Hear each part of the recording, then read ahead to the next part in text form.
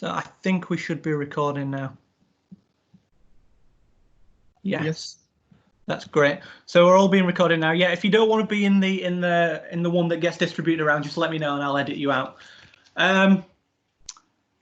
Questions? Yeah. So if anyone has any questions during the course of the day, on the menu bar at the bottom of Teams, there's a raise hand thing. You can just click on that, and it will show that you've got a question.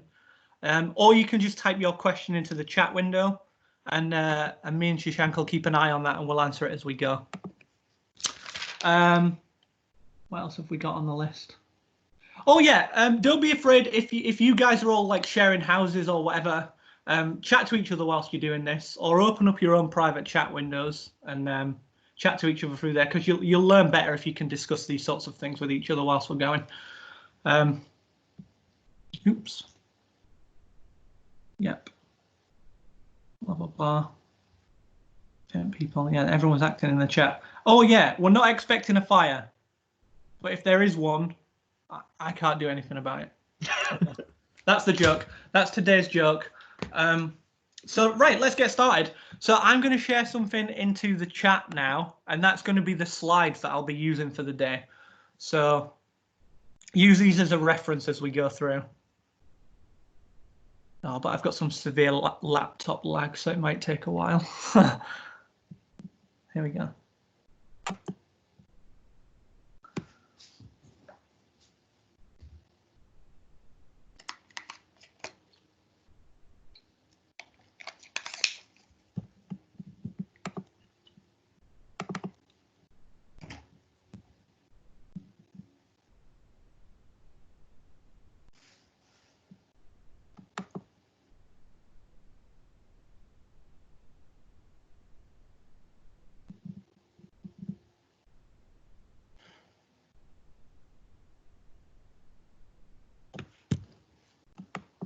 Yeah, sorry, I think there's going to be these slight pauses throughout the day as I share things with you all.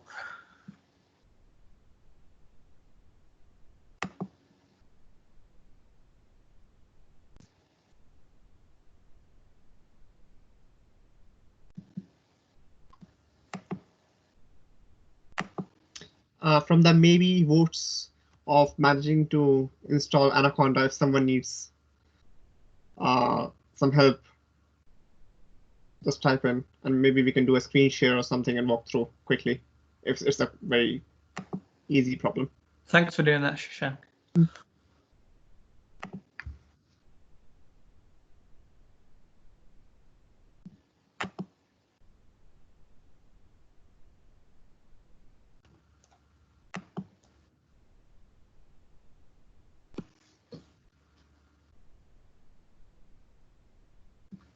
Oh, I didn't expect Teams to be this bad.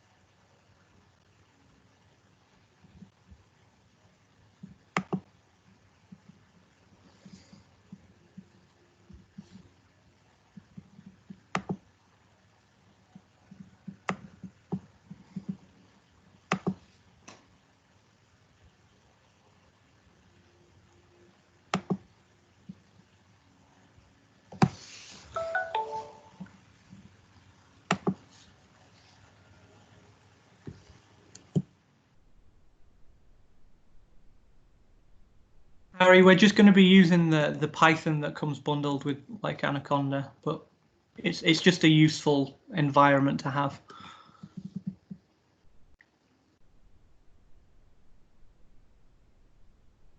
Okay, it's looking like I'm not going to be able to share things with you very easily, which is quite annoying.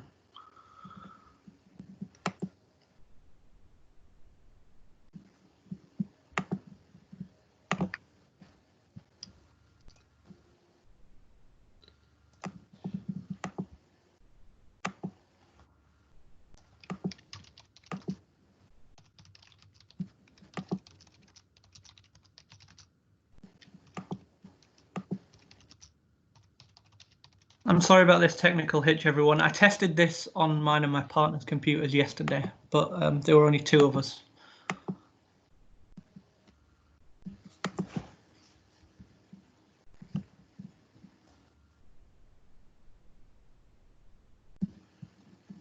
So is it still uploading?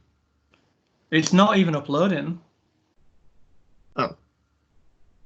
Maybe you can use Gmail or something to send it over to me, and I can upload it.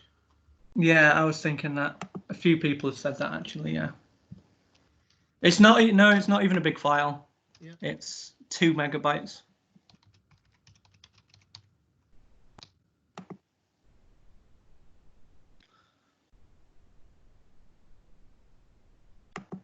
I'm going to try one more time, and then if it doesn't work, I'll come up with a better way.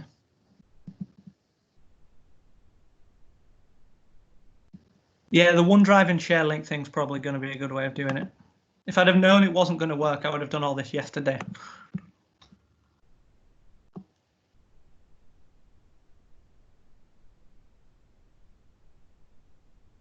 Oh, it's doing it. Nailed it.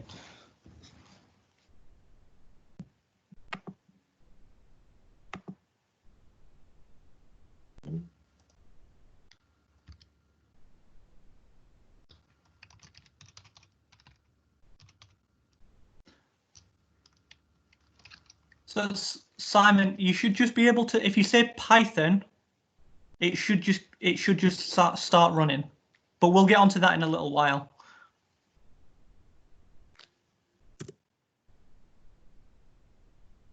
Okay, everyone. So in the chat, I think I've just sent my PowerPoint slides over. Has everyone got them? No, they're not here yet. It's sending them. Luckily, the rest of the files I'm going to be sending over the day are just like code files, which is a lot smaller. Okay, thanks everyone. There, it should be there now.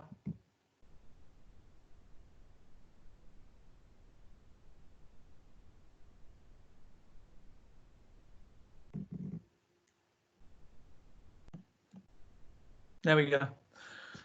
Thanks, guys. So if you want to download those for your own reference, those are the things I'm going to be using throughout the day. And if we end up not getting through all of the tasks that I've planned ahead, that's fine. We can just do them in our own time if we find them interesting, right? Okay. So I'm going to share my screen now.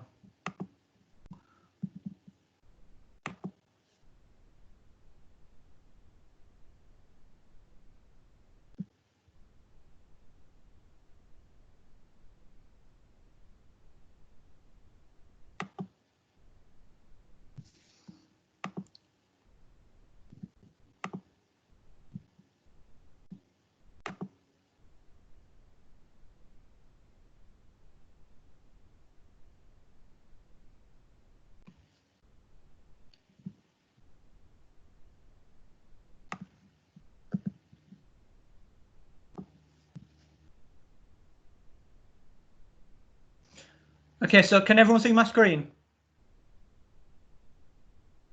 Shashank, you can answer if you like.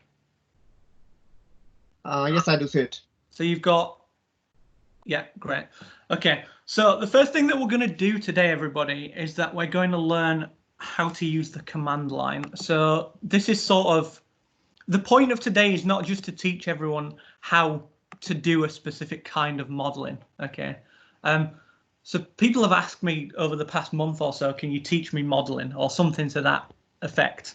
And there are a multitude of different modeling techniques, but I thought what would be more useful is if you all began to understand like the fundamentals of what modeling really is, so that if you choose to go down that path and do your own models, you know where to go, you know, and you understand what's going on in the general sense of modeling and not just one specific tool. So that's what we're going to be doing today. So to start that, we're going to need to do some command line stuff. Shashank,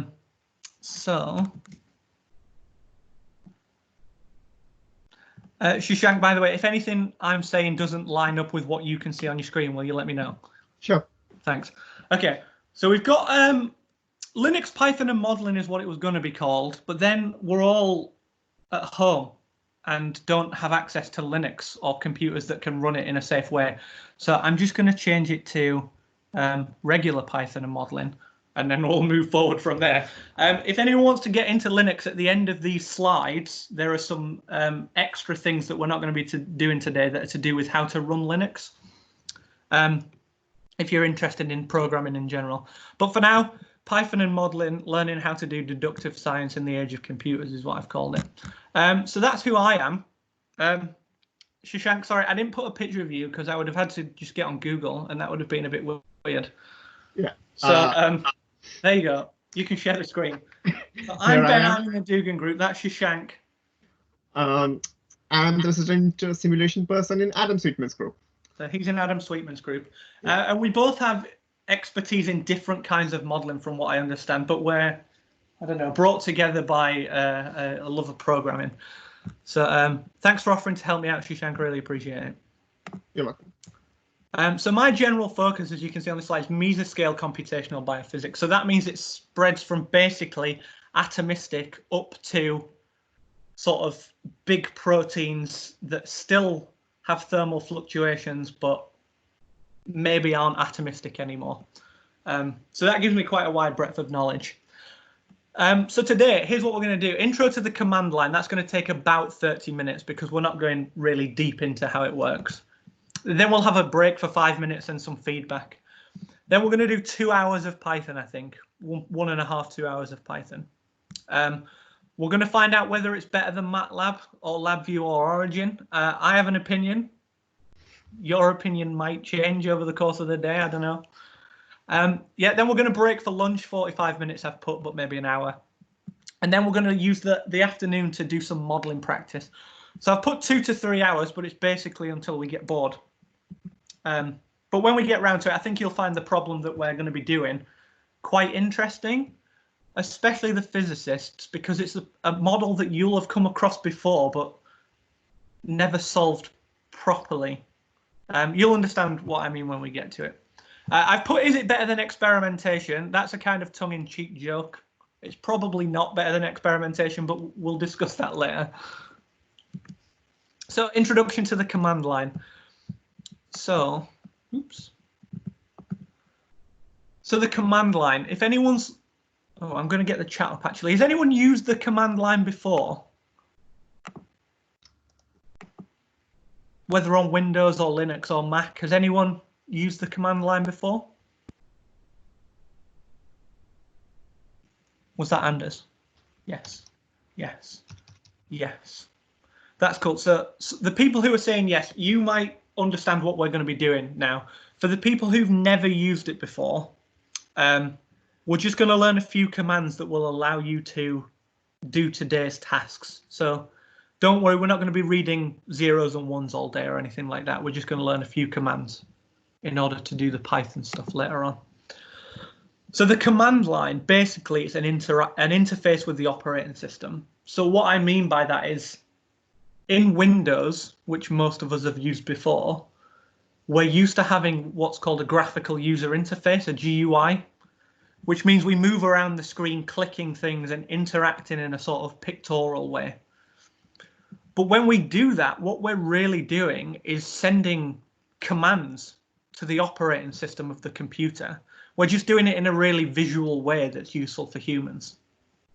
But from a programming perspective, not that I'm saying I'm not a human, but from a programming perspective, command lines are much faster. So you can make directory structures like folders and folders within folders. You can make new files, you can edit text, you can code. It's all very easy and very quick. It's quicker than it would be if you were clicking and right-clicking and moving files around and all that sort of stuff. I've put bad stuff. There's a few commands to learn and practice. That's what we'll be doing today for a half an hour. But like I say, everything that you can do within Windows can be done at the command line quicker once you know what the commands are. So we're going to learn some basic commands for the next half an hour. So if you've downloaded the slides, this slide is going to be your cheat sheet for the next half an hour or so. So this left-hand column These are the different commands that all do the same thing, but on different operating systems. So if you're running Windows, you want the left-hand column. If you're running a Mac, you want the middle column. And if you're running Linux, you want the right-hand column. Although if you're running Linux, likely as not, you already know all of this stuff anyway. But just in case you don't, right-hand column Linux, middle for Mac, left for Windows. And these are what each of these commands do. So we've got dir or ls on Mac and Linux. And if you're in a directory, that just lists everything in it. cd stands for change directory, so that moves you into a new directory. mkdir or makedir makes a new directory. rmdir removes a directory. Copy copies files. Move renames files, so it takes one file and moves it to be somewhere else. Del or rm, that deletes a file. And cls or clear clears the terminal screen of any text. So these are the commands we'll be needing over the next half an hour. Ben, your screen share has terminated. Has it? When did it go?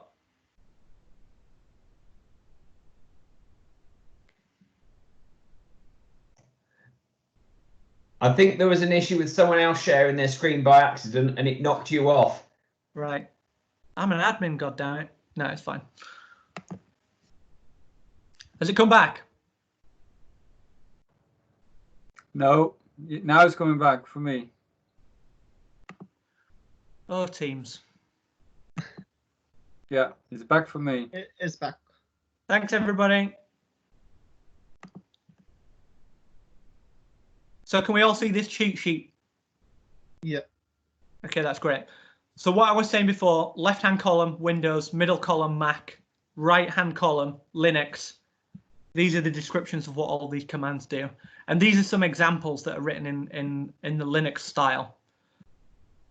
So we're going to get into it in a minute. But if you're using Windows, every time you see a forward slash in these examples, just turn it into 2 backward slashes and you should be fine. So I imagine most of you are on Windows. So every time you see a forward slash, just turn it into 2 backward slashes. Okay?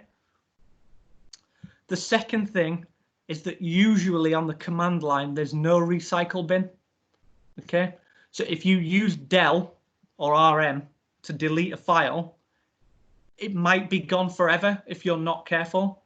So if you're worried about that, just open up a normal window and delete files as you would regularly if you're worried. But if you're careful with it, del and rm become much more useful than right-clicking and sending to recycle bins. But just be aware that there is no recycle bin all the time on the command line. Okay, so here's our list of tasks. So task number 1, I want everyone to open up a command line and use cd or ls or dir on Windows commands to look around. So if we used Anaconda the other day to install those things, you should know how to do this. So I'm going to go up to my start menu up on the top right hand side, but on yours it might be on the bottom left. I'm going to click here.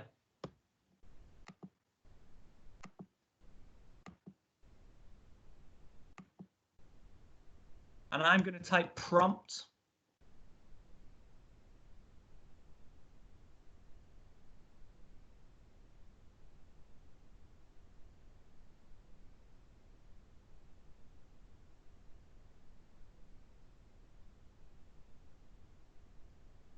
Is that going to give me the command prompt?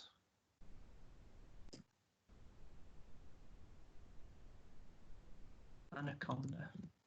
There we go. So I've typed in Anaconda and it's given me the Anaconda prompt. So if you all installed Anaconda, you should all have this prompt available to you. If you don't, then you can type cmd and get a regular command prompt at the top.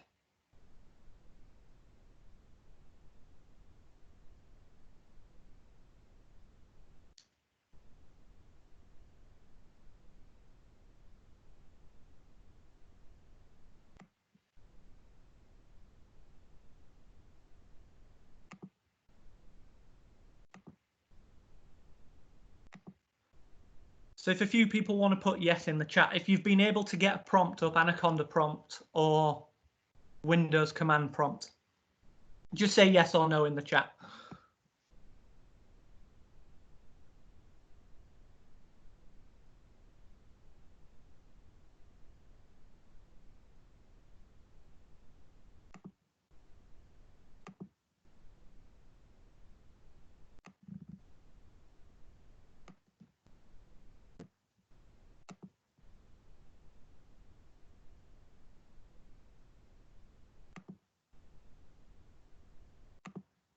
On a Mac, most probably you can just open the terminal and start using Conda from there by typing Conda. So, yeah, it says 1A here as well. That was the next thing. So if you're on a Mac, you can find terminal in the utilities folder in the applications menu. So where you'd usually open up an application, there's utilities in there. And inside there is something called terminal, which is the same thing. Well, not the same thing, but we're not getting into that today. So Shashank, I can't load the chat properly on my computer. Are people okay with this? Yes, so far no one has. That's great. So I can say something like Python -- version, like it said in the email. And because I'm in Anaconda, it knows where Python is already. It says Python 7, 3.7.6. We'll get onto that later. But to move around these folders, so can you see it says C:\users\Benja? That's my username folder. So on my computer, that's like where my home directory is. So if I'm on Windows, I type in dir, or if you're on a Mac or Linux, you type in ls, and I press enter. It lists everything that's in that folder.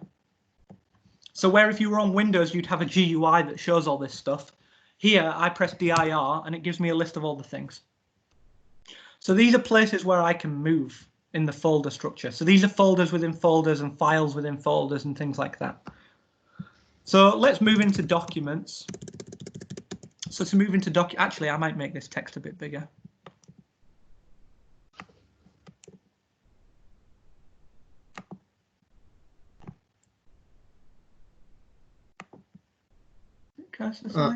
The font.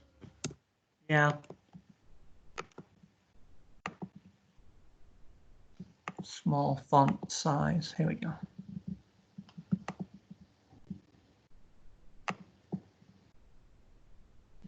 Not responding. Let's go for 24. Whoa. Yeah, that's better. Now I have to minimize the thing.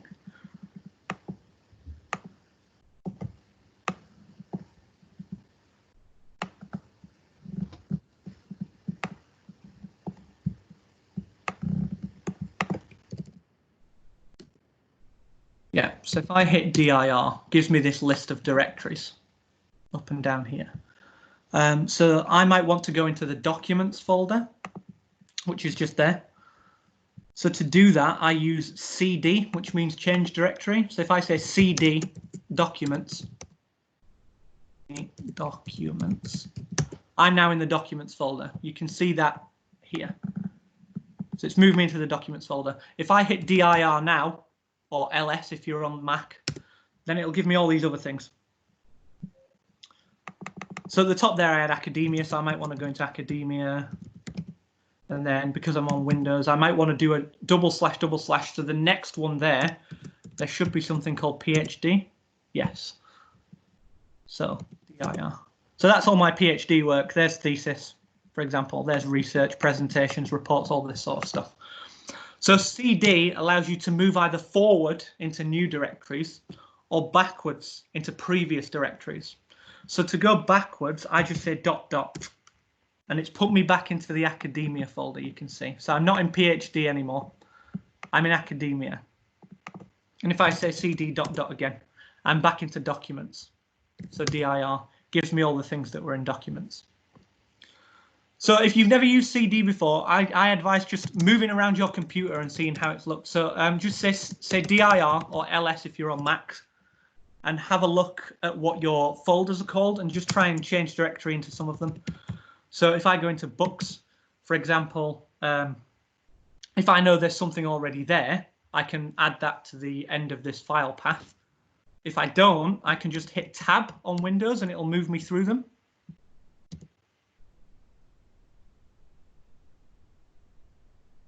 And dot dot moves me backwards. Dot dot. Does that make sense to everybody?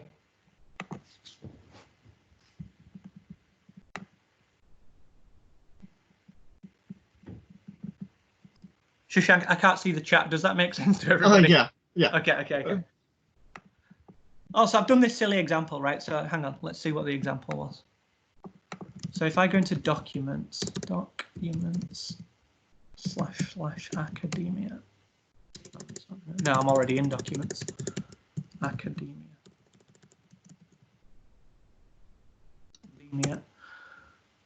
Change PhD.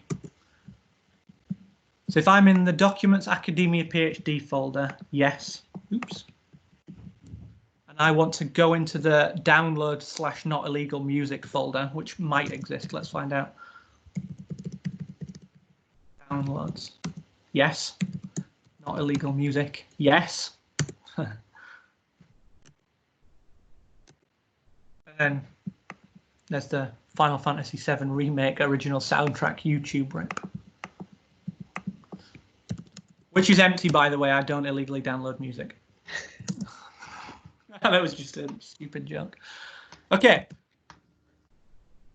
So if we can move around things, and by the way, if you're on a Mac, you can use clear to clear all the text on your screen. It'll just get rid of it.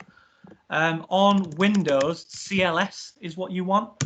So that just clears everything so we can get a fresh starting point. So from here, I want to change directory. If you can see the PowerPoint behind me, I want to use change directory and make dir to make the directory that we're going to be using today. So I've said let's call it Python Modeling Workshop. So I'm going to go into my documents folder. So on Windows, that's going to be, because I'm in downloads at the moment, that's going to be back1 documents. Yep. And I'm going to say make dir Python Modeling Workshop. The capital letters don't really matter. That's just something that I got from Java language programming. But I'm just going to call it Python Modeling Workshop. And if I say dir now, there's a directory called Python Modeling Workshop. Okay, and now I can change directory into it. Oops, Python Modeling Workshop, CLS. And it's empty. So it says here, look, there's no files and they take up no bytes. But there's two other directories. One of them is this directory, that's dot. And the other one is the previous directory, which is dot dot. And it's given me the amount of bytes free and stuff. But basically that there are no files in here means that this directory is just empty. So I can make another directory in here if I want. I can call it scripts and then change directory into script. And that will also be empty, for example. So you can see probably that this is exactly what you would do if you were using a normal Windows GUI sort of thing. This is exactly what you'd do. But you'd have to right-click and click new folder, and then the new folder would be called new folder. So you'd have to right-click and rename it, and all that sort of stuff. Whereas here, I can just say make dir, I don't know, lol. And I can move into lol, and then I can make dir hello. It's a lot quicker.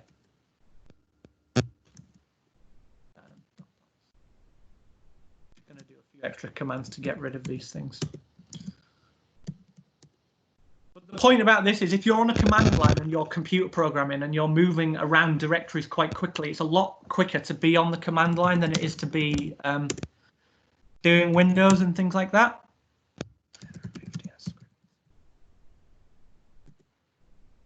So the next thing I want us to do is this command line. I want to show you all that the command line is doing exactly what we do when we double click a program.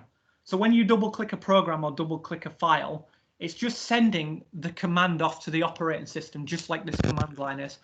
So on the PowerPoint, you can see there it says task 3, open up a text editor from the command line and create a new file called firstfile.txt with some random text.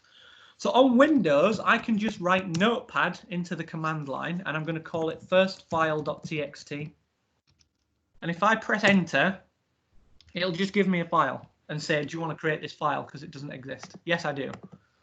I can type in some nonsense and click Control-S to save it. And then if I type dir in, I've now got firstfile.txt. So that's a lot quicker than finding Notepad, moving the Notepad directory into the directory you want to be in, clicking Control Save, and all that. You can do it much quicker from the command line. If you're on Mac, you'll see there that you might have to use a different command. So it's open-a text edit, which is the equivalent of Notepad, and then firstfile.txt. And on Linux, it's just gedit if you want, firstfile.txt. So I'll give everyone a few minutes to do that.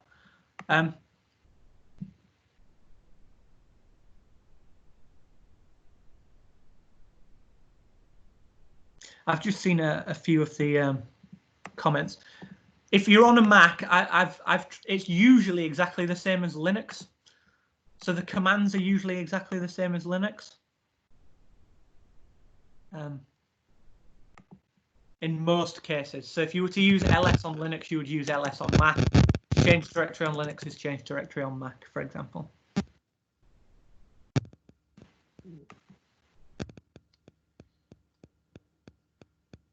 Did you include the -A? Did you include the -A, Anders? I'll open up the PowerPoint again. Here we go.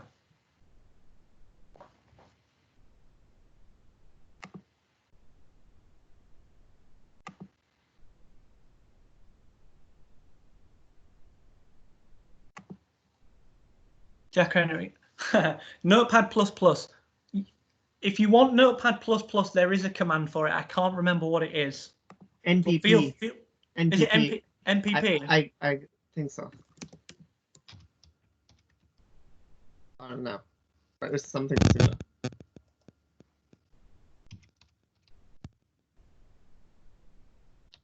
Oh. I opened up a Mac virtual machine yesterday to test this. And as if it's not working, you can open up TextEdit manually and do all this manually. But ideally, there should be a way to say open-a something. But if it's not working, then feel free to open up TextEdit manually. Yeah.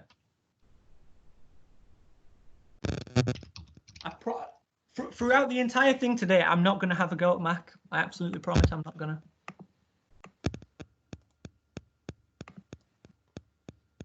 It's called notepad++.exe. So maybe just typing that. It should be Notepad++ like that. No, yeah, ++ as in the symbols of plus.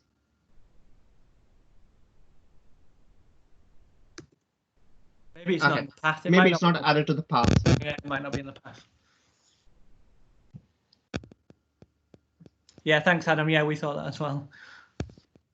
But Notepad, and that's usually the go-to one, right, is always in the path because it just comes bundled in with Windows, so it'll just be in the path. So you can always open up Notepad if you're on Windows, or gedit if you're on Linux. Okay, so has everyone got firstfile.txt? Or it's just some file that's got nonsense in it. Notepad, firstfile.txt. So mine's just got this nonsense in at the top. It can be anything you want. Doesn't really matter. Got it? Great. Okay. So the next thing we're going to be doing is, oops. Nope. No. Yes. No. Yes. Okay. So we're going to be using copy, move, and RM just to know and understand how we move these files around on the command line. So task 4, use copy to copy first file to a new file called copiedfile.txt. So I can say on Windows, copy firstfile.txt to copiedfile.txt. Oops. .txt. If I then say dir, first file is there, but copied file is now also there. So that's really useful if you want to make a obviously a copy of a file, which comes up more often in coding than you might think, and will definitely come up in the Python practice this afternoon or later this morning. If you're on Mac or Linux, it's just CP, not copy. The next one is then just move a file. So move first file to a new file called movefile.txt. If instead of copy, if I say move first file.txt to moved file, move file.txt, and then I press dir or ls, first file has now gone and it's been replaced with moved file. So if you're thinking about Windows, that's kind of like cut and paste, except, yeah, it's kind of like cut and paste. But in the only same difference folder. being, say again, Shashank? So it's only in the same folder, and therefore it's very much like renaming a file. Yeah, if you like, it's renaming a file. But we could have said moved file.txt to / moved file.txt, right? Yeah. So we could move that anywhere we want. So if I said new file.txt, that's gone back one directory here. Another slash there.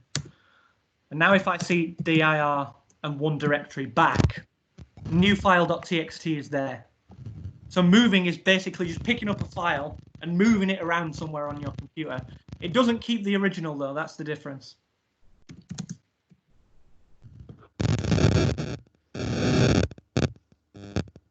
There's crackling on the line still.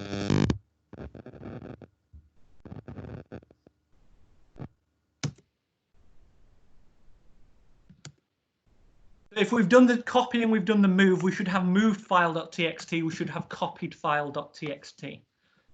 So now we're going to just use rm, or del, to remove each file individually. So I'm going to say del because I'm on Windows, but if you're on Linux or Mac, it's rm, and I'm just going to say remove the moved file.txt. And if I say dir now, it's gone. But it's not in my recycle bin, it's just gone forever. So if you ever do this, you've really got to be careful. So if you should use dir or ls all the time, just all the time. Just so that you know that what you've got is exactly what you want to be there at all times. Similarly, if I say copied file to moved file, txt. If I run that command again, it asks me if I want to overwrite it. I can say yes. On Linux, it won't ask you if you want to overwrite it. It'll just do it automatically. So when you're copying or moving on Windows, it might ask you if you want to overwrite it. But on Linux, it will just do it automatically. And on Mac too, probably. So when you're using copy or move or remove, just be careful that you don't delete files that you need. There's a famous example I'm going to get into in a bit. But in my directory now, I've got two files. So I'm just going to say del copied file, del moved file, dir.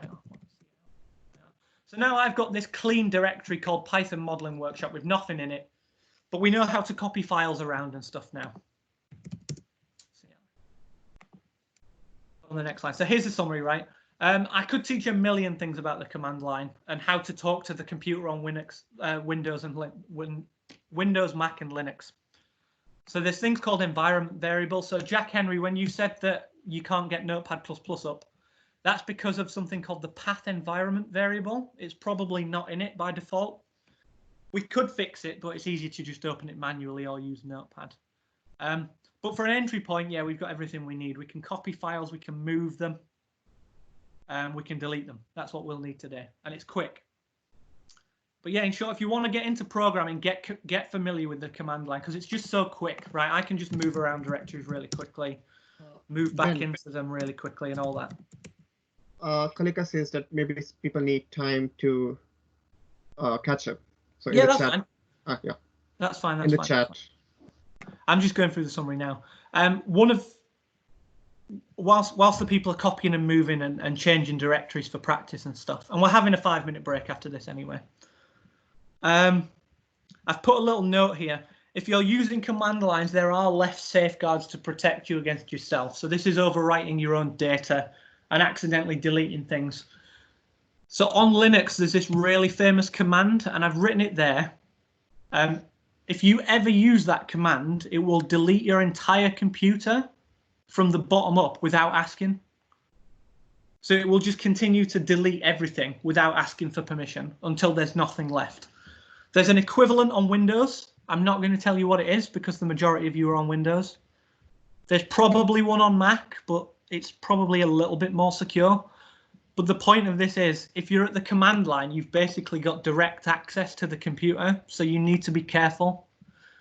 And whilst it does make me sad that we don't have admin access at university sometimes, things like this are exactly why we don't, because people have done that in the past at university and lost years of data because it was just deleted and not backed up properly. So whilst not having admin rights is a bit of a pain sometimes, it's better than losing the last couple of years of data, if you know what I mean. So I'm not going to say anything, or I'm not going to move on for the next 5 minutes. So let's see what's going on in the chat. Jack Henry says the crackling is Shashank's mic. It does that sometimes. Shashank, am I kicking you? I'm going to have to kick that. Don't know. I'm trying to get rid of it by No, it's okay. still moving things around. If it is a baby monitor, then by all means keep it. Like No, we'll deal with the crackling. I've turned that off as well. Whoa! I mean, like turn it back on if you want. No, that's fine. All right.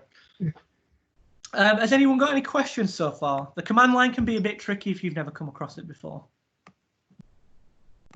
If you have got questions, just put them into the chat.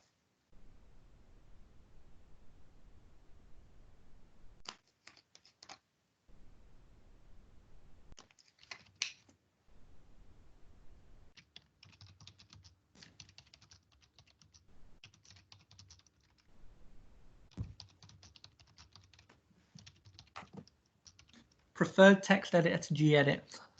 I like gedit because it's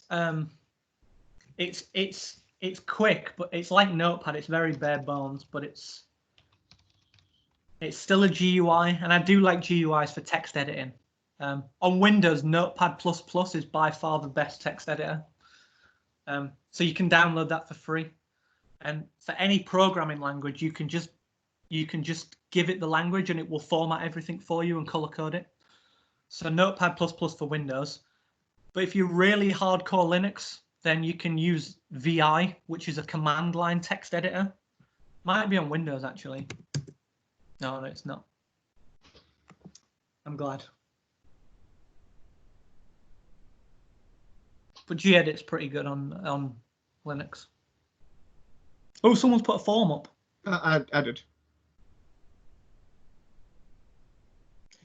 If you have a smartphone, I do have a smartphone. I'm just as addicted as everybody.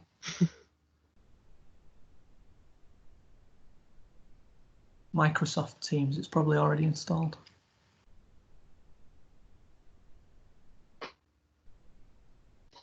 Oh, yeah. Thanks, Jack. Are you sure you need to be here, mate? You seem to be giving me some really good advice. I'm just kidding. You should stay all day.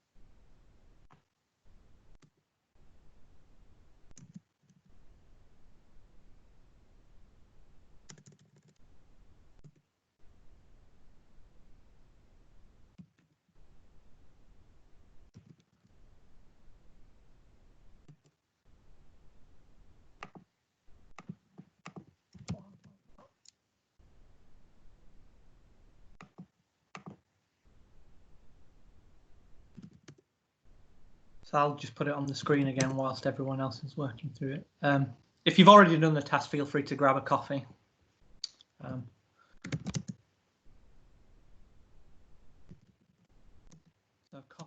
first file to copied file, if you remember. TXT.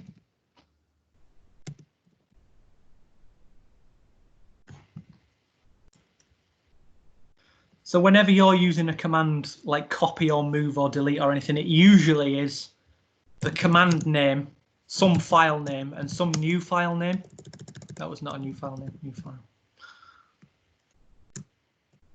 So the file that exists is always first, more often than not. And the next file will be the second file name. File.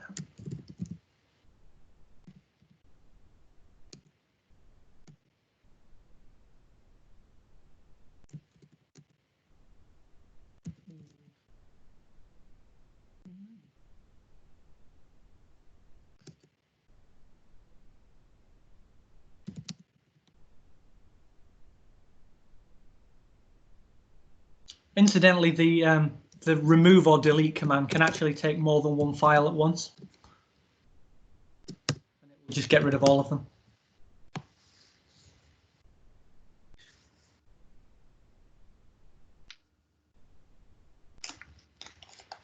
We have 19 guests so far from around 20 participants.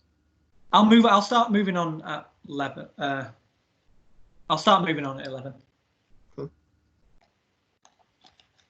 You know, when you set your alarm for like 8:59 or 8:58 and you can't get up until 9, it's kind of like that. Also, if you are having problems, that means your answer to the poll question is no. Feel free to get in touch. Yeah.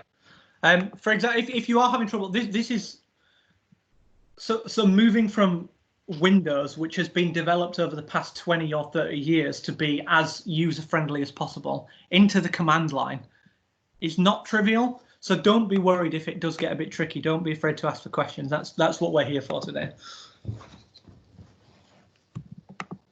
Once you start using it, you start feeling that you're in God mode for the computer. Definitely. There was a famous guy on the internet who got so used to the command line that anything in his life that took more than 5 minutes that he did every day, he wrote a computer program to do it. So reply to emails, pay bills. But we're not going to get that level today. And it's not me, by the way. But as a matter of fact, anything and everything that you do in a GUI ends up as a command line command somewhere down the line. Yeah, so if you click a file, like say you had a Microsoft Word file and you double clicked that file, what your computer does is it looks at the file extension, the .docx or .doc, and then goes, I know that needs opening in Microsoft Word. And then it just sends this command off. Or something like that. So everything you do in the GUI eventually comes to be a command like this and shoots off to the operating system. So we're just skipping out the whole GUI bit and just sort of talking directly to the operating system. So we're going to move on to Python in like a minute. And what that is kind of the same. It's kind of us using text commands to talk to the operating system, but it's a much more formalized language.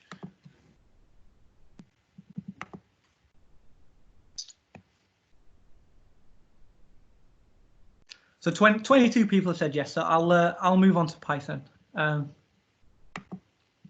Okay. Is my screen still shared, by the way? Last time I started talking to people, it just stopped. Yeah, it's still showing. Right. We got it. Okay, so Python. So we've done the command line now.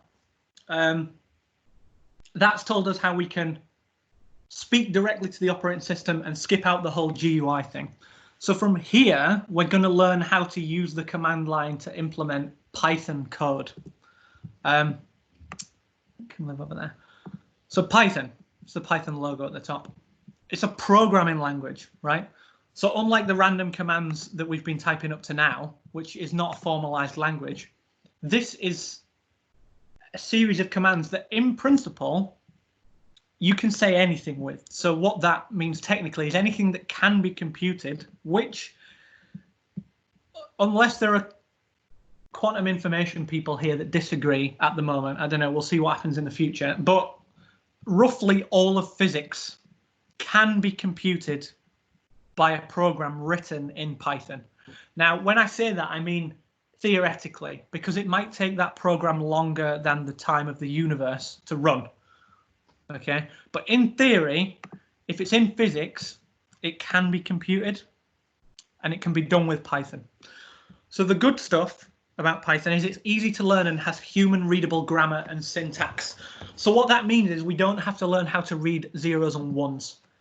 It's a lot more human readable than other languages like C and perhaps Java, but you can get lower level. So there's something called machine code where you're basically reading zeros and ones. It's not that bad, but it's pretty close.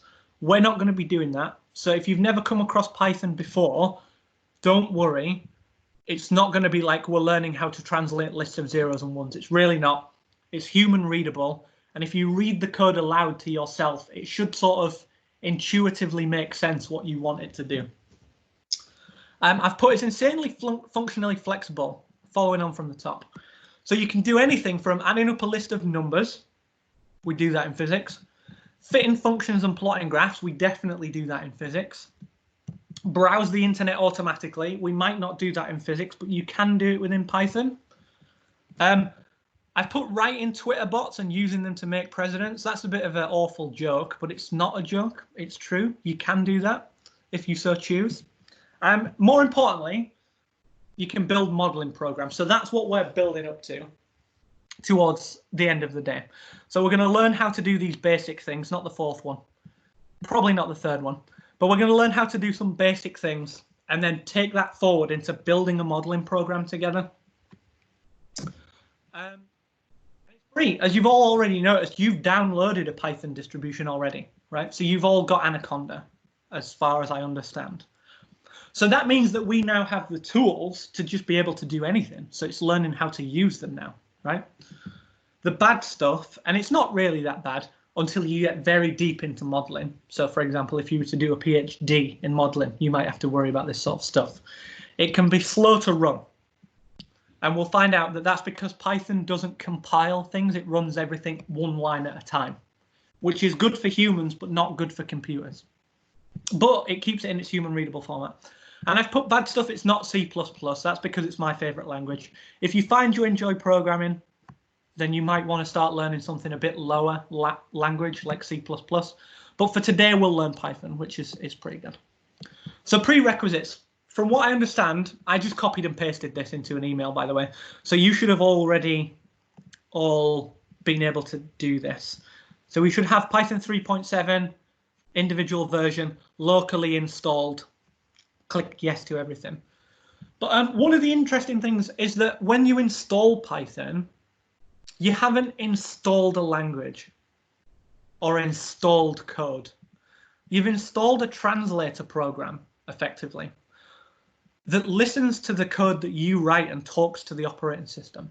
So when people say, oh, I'm running Python, what they mean is they've written some Python code and they've got a translator on their computer that uses that code to talk to the operating system, to talk to the computer for them. So that's an important thing to just keep in mind as we're going forward, because it helps you understand how computers are really working, I think.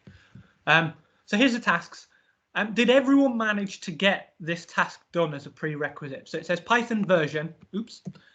You should have got 3.7.6 or 0.5 or something like that. Is that true? A few yeses in the chat will be fine.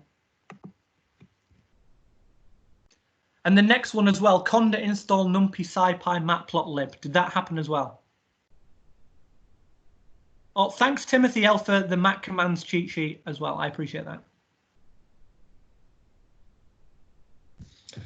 Okay, so the conda install thing. So that command exists because conda activate. Lars JSS, do we have to add conda activate every time we open a command? So conda has a default Python. If you want to start using different Python environments, which we're not going to go into today, you would have to use conda activate to use that environment. But for now, as soon as you open it up, Anaconda will point you to the default version of Python. Does that make sense? So if you're able to type Python -- version and it says something that's like 3.7. Hello? That's the problem, Ben. So when I type in Python version, it doesn't work. So I assume it didn't add it to my path. Ah, okay, right. Okay. So are you on I'll add it manually to my path then. Are you okay doing that? Yeah. I just added Notepad++ to my path because. Oh yeah, definitely. Okay. So I have to find out where it is. So I'll do that online. You just go ahead. Okay, that's interesting. Shashank's on hand to deal with these sorts of problems if you need anything. Also, if you're using Anaconda prompt, it should be already in the paths. Yeah, so Anaconda's special because it has its own path. Eileen says mine doesn't work either. Eileen, are you using Anaconda prompt or command? Oh, there's a like as well. That's bad.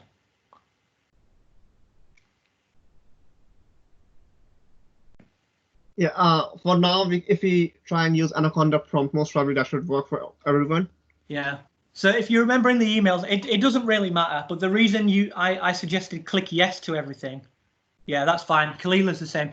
So Anaconda prompt has its own sort of path to Python. It knows where it is. If you'd have put it into your path variable, which meant clicking yes to everything as you download Python. Actually, Ben, I did it this morning, and the default is not to add it into the path for Windows now. Oh yeah, but there's usually an override, but it's fine. If not, Anaconda prompt will let you have it. Yeah. So if I go onto the start thing again, just for everyone's clarity. Oops, no results. So it'll come up with something like Anaconda prompt. If you're on Mac, Anaconda prompt should be there as well. But if not, we can add it to the path on Mac. It's a lot easier to do it in Mac.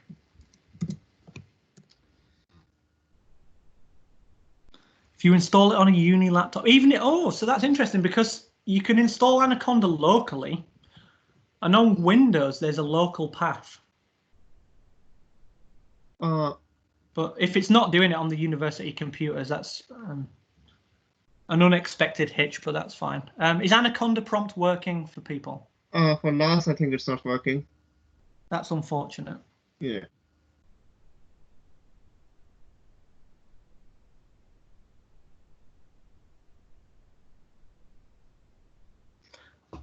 So if people are unable to get Anaconda prompt working, I'm going to I'll do a poll actually.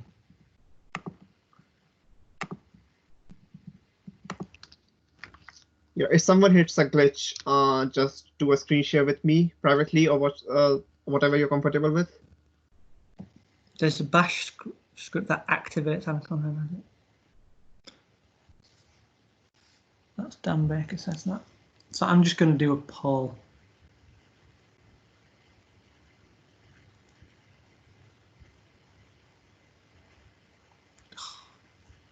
I am the administrator.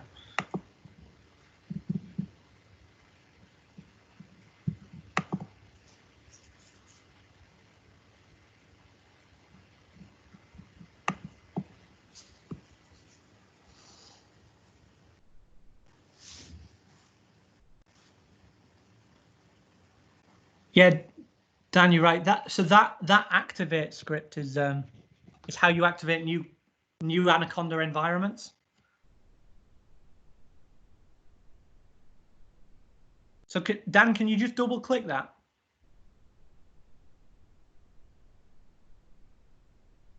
Oh, admin privileges. So the reason I picked Anaconda was because you can install a local version. So I thought we'd be able to bypass all of the admin stuff. Ben, I'm doing the poll for now.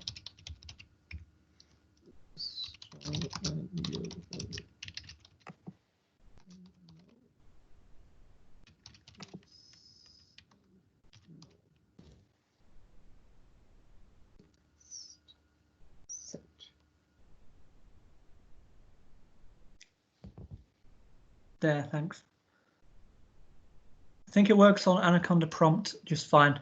Yeah, if it's not working on the command prompt, fine. Anaconda prompt's better anyway. It looks better. Works okay on my uni laptop in my user local directory. Okay, fine. So the only thing I'm going to suggest, just to bring everyone in line, that sounds a bit authoritarian, to bring everyone onto the same page, if we all get Anaconda prompt up instead of the command prompt, because they're both basically doing the same things for today anyway. Anaconda prompt should be the thing that we're using. And if I type conda space dash dash version, oops, that's not going to work.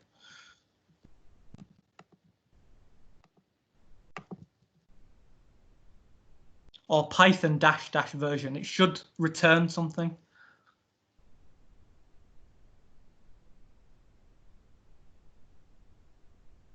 Conda dash dash prompt.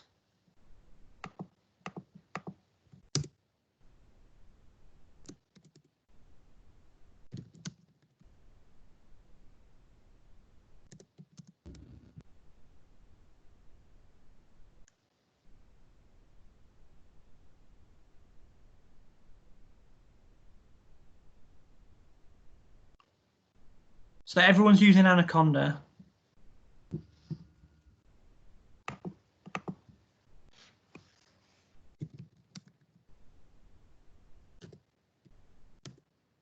You guys should be able to see on my screen. Conda dash dash version gives you 4.83 or something like that. Python dash dash version gives you 3.76. Is that what everyone has got except for a few people? Yes. Yes. Good.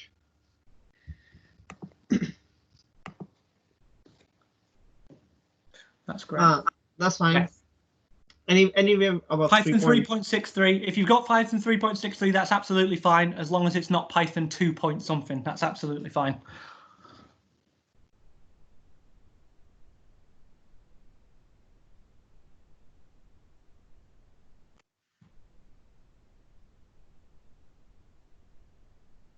Great, great. Thanks, everyone. Yeah, I was earlier just saying that we shouldn't have admin privileges on the university computers so that we don't accidentally delete data. And then it immediately became a problem, so that's funny.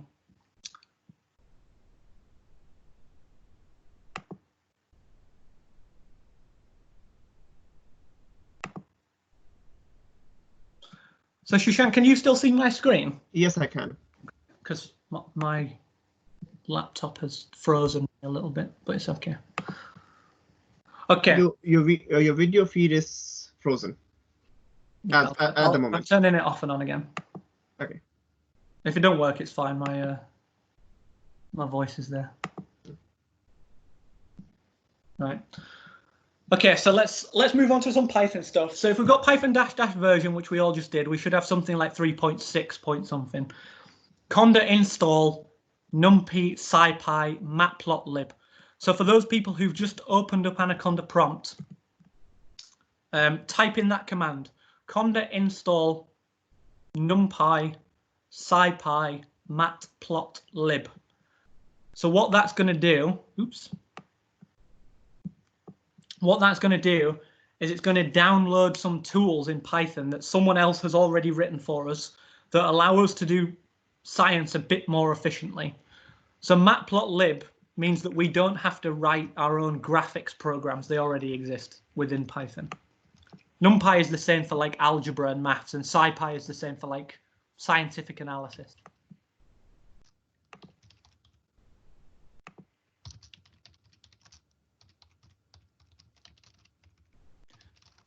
If you've already done this command, you don't have to do it again. But if the last time you did this command, it didn't show anything downloading, then it means it didn't run it properly. So if you're in the Anaconda prompt, just do it again, and it will calculate whether or not it needs to download anything again.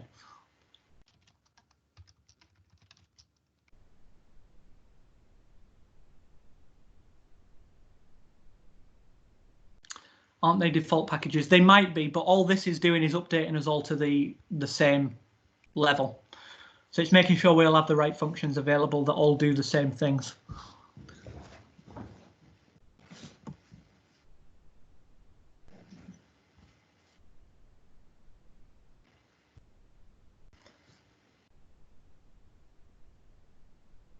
So if someone's got something that says Anaconda will download these packages, would you like to continue? Just click yes and then type, yeah, I've got it in the chat or something like that.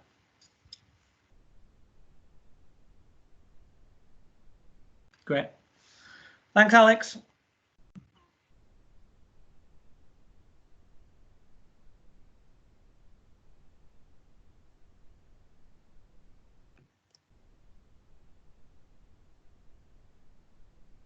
Okay. That's great. Good, Simon. Good, good, good. Amazing.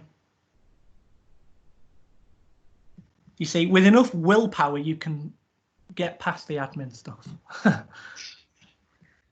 So the first task, this is the standard task. So I typed it in again and it just says nothing.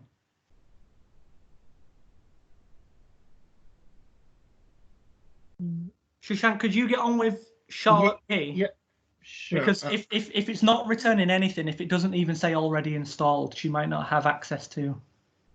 Is that okay? Yeah. So I'll just do the hello world stuff. So for those of you who've used Python before, this will probably be in your memory, but we're going to do it a little bit differently. Most people learn Python through what's called an IDE, like Spider or Idle, but we're going to do something called scripting because it's a little bit more clear on what the computer is going to do.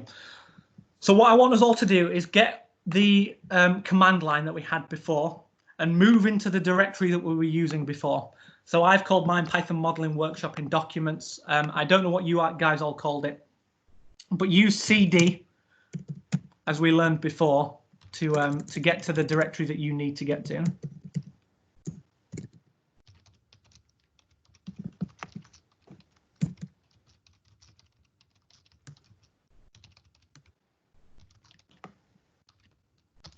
And we're going to open a text editor just like we did before. I'm going to open up Notepad. And I'm just going to write this line in it, print hello world. Can everyone see that line? That's the line that we're going to use. If you've used Python before, this is going to be dead simple for you. But if you haven't, let's do this.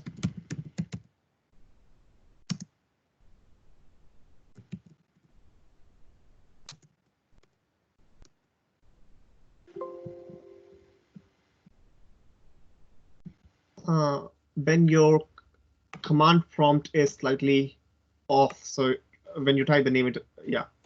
Thanks.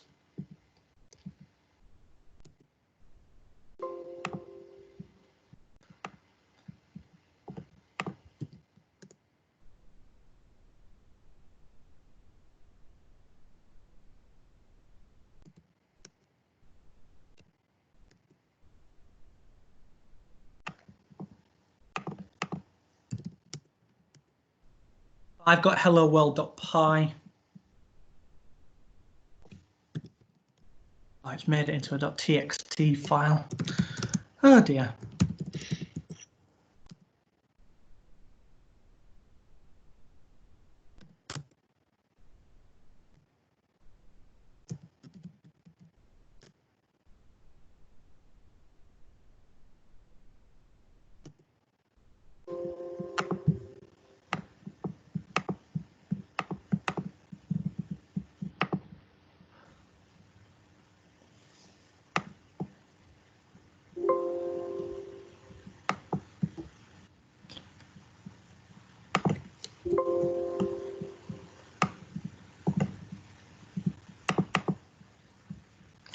So Notepad has a default file extension of .txt, but we need our file extensions to be .py so that Python understands them.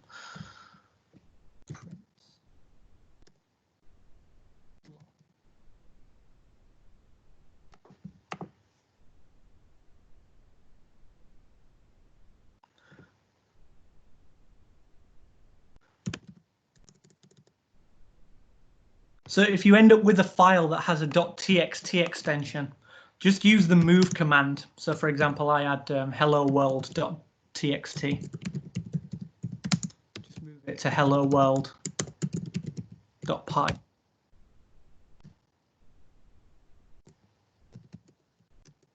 And I'll have hello world.py.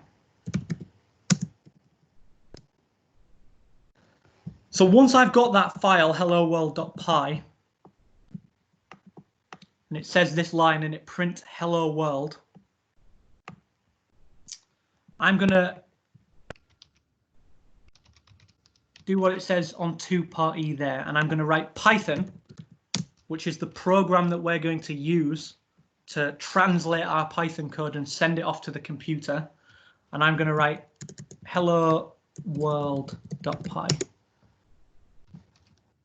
And if we're lucky, it says hello world. It's printed it out to the screen.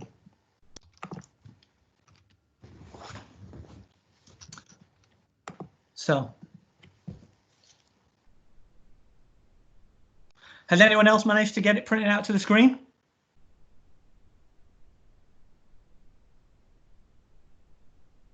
Yes.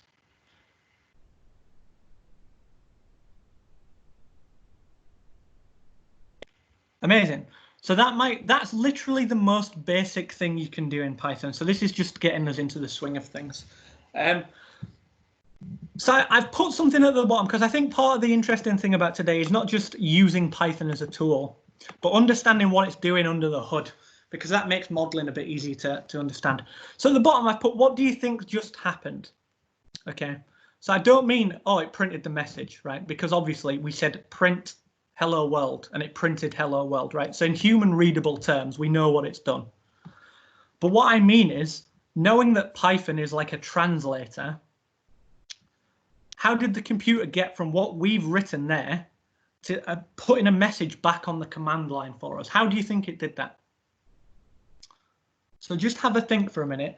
And if someone's confident in an answer, then raise your hand and we'll get you on stream to see if you to see if we can all understand what's going on within Python together.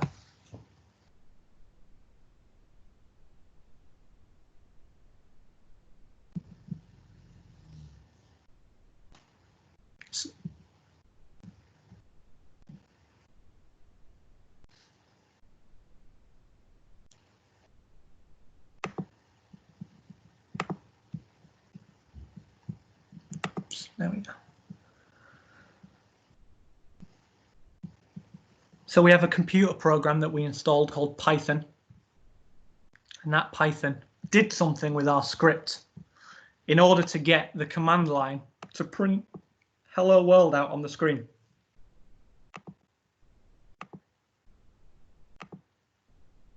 So does anyone want to take a guess as to what the series of things that the computer did to make that happen were?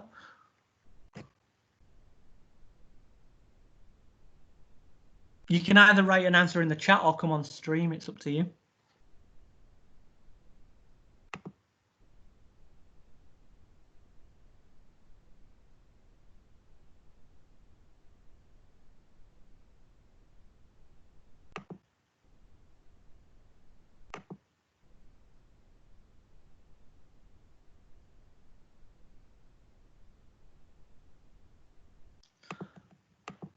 Hi Simon. So if I say notepad example dot py, notepad it changes it. It tries to change it to a new text file, right? dir. Oh, mine's done it all right now. But if I say move or mv if you're on a Mac, the old file name, which will have been like hello example.txt or whatever it's called on your computer, to example.py. Does that make sense?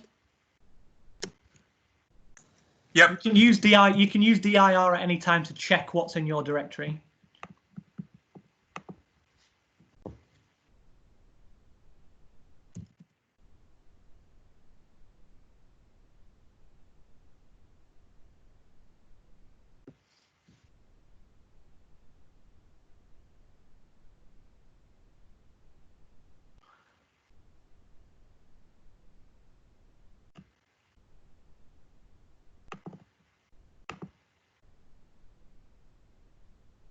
Okay, so 14 of us have got yes, so that's good. I'm sure that will continue to grow. So the point I was trying to make with oh, there we go. In terms of what the computer does it see that you have a .py file and reads the code into Python? Actually, in this case, yes, but we've explicitly told it we want it to use Python by typing Python, right? So the file extension doesn't matter so much in this case. It would if we were to double click it or something like that, but in this case, Python did that. Khalil has said, does Python make what we type into a string and print that to the command line? Yes, it does, but that's a bit high level. So the point I was trying to get to was that, so we type Python firstscript.py. So Python opens up firstscript and it reads everything in that file line by line. Okay, but we only have one line, so it reads the top line. It recognizes the word print as a function within Python. It says, print. What print means to Python is take whatever is in the brackets and send it to the screen.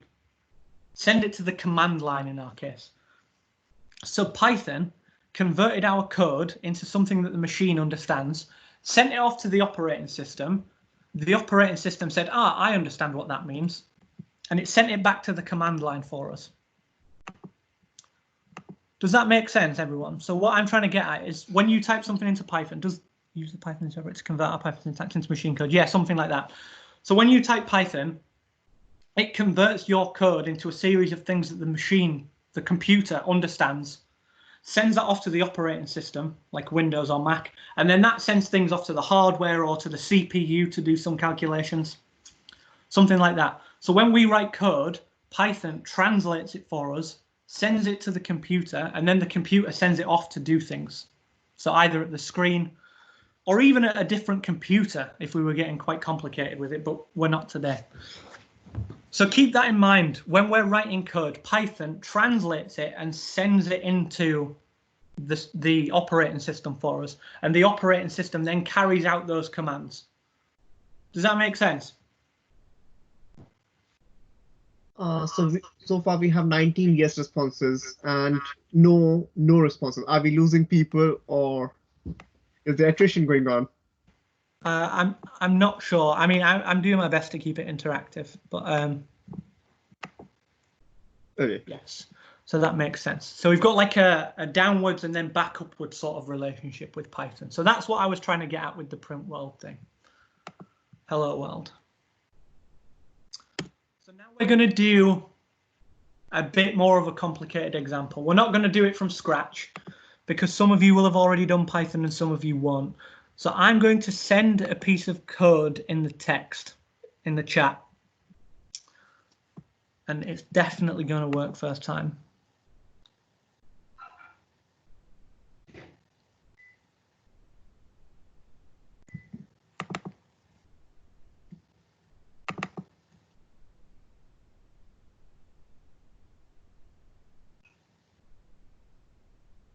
Oh, it actually did work first time.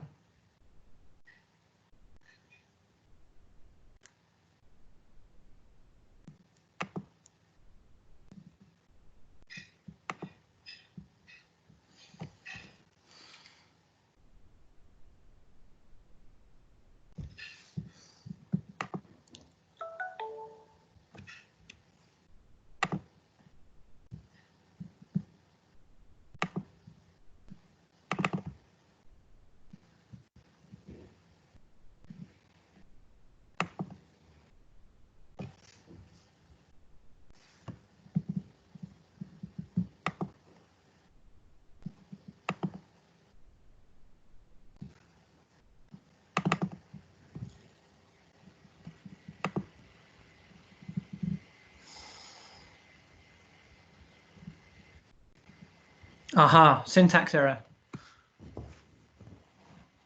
Unexpected character after line continuation character. Okay. So for the syntax error that Alex has got in the chat there, and it's no problem. Me and Shashank get syntax errors all the time. It's absolutely fine.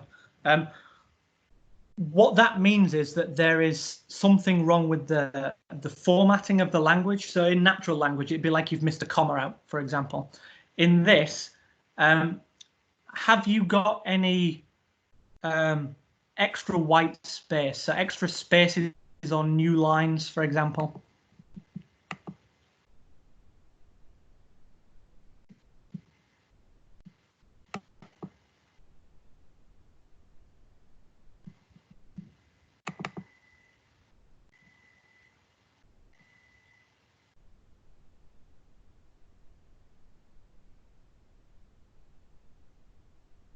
No, you don't need the 2 dashes before the file name.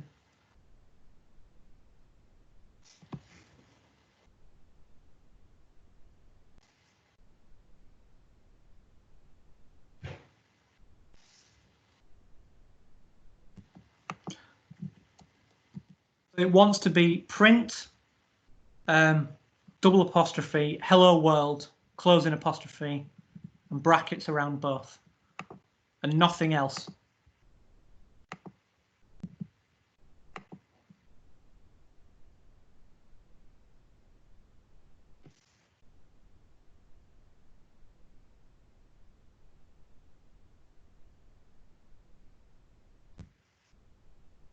Ben? Hello? You have to set. Yeah, you have to send it by clicking the. Oh, yeah, I will do in a minute. Yeah. Okay. Could you help Alex out with his syntax error?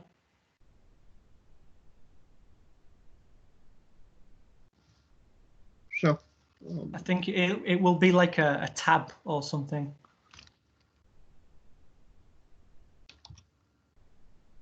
Oh no, I didn't send the new file a minute ago. It didn't work. Here we go.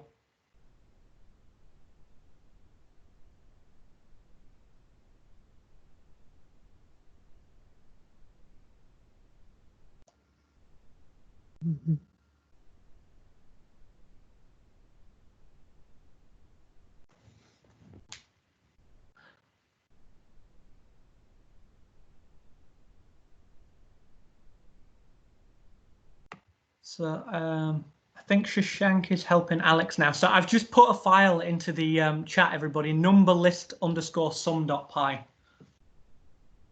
So if you all want to grab that and use Python to run it and see what it does.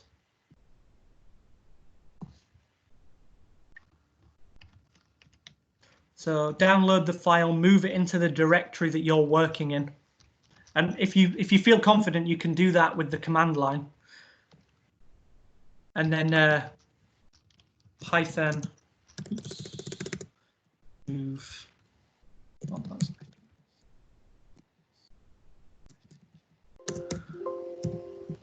oops.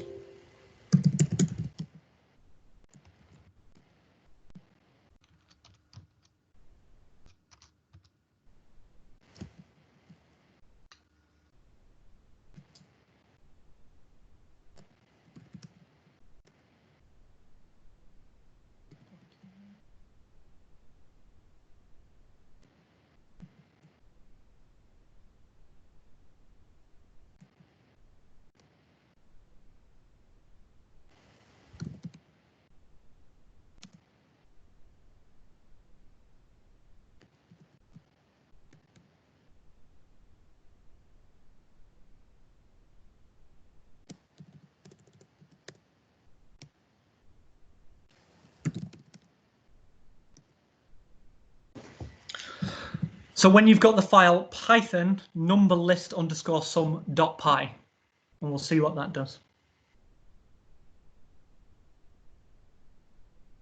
You can probably guess from the file name that it's going to sum a list of numbers, which is exactly what it's going to do.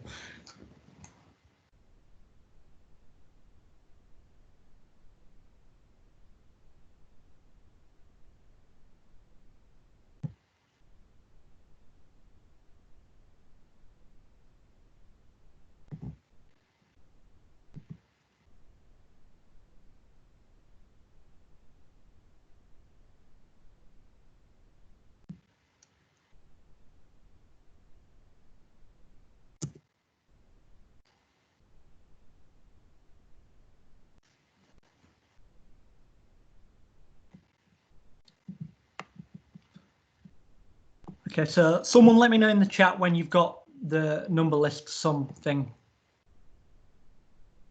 downloaded and run. It should give you something exactly like what I've got on my screen now. Cool. That's cool. So open up the file if you've got it and you run the Python script. Open up the file in Notepad or some text editor and have a look at the code. Let's see what it's doing. Oh dear.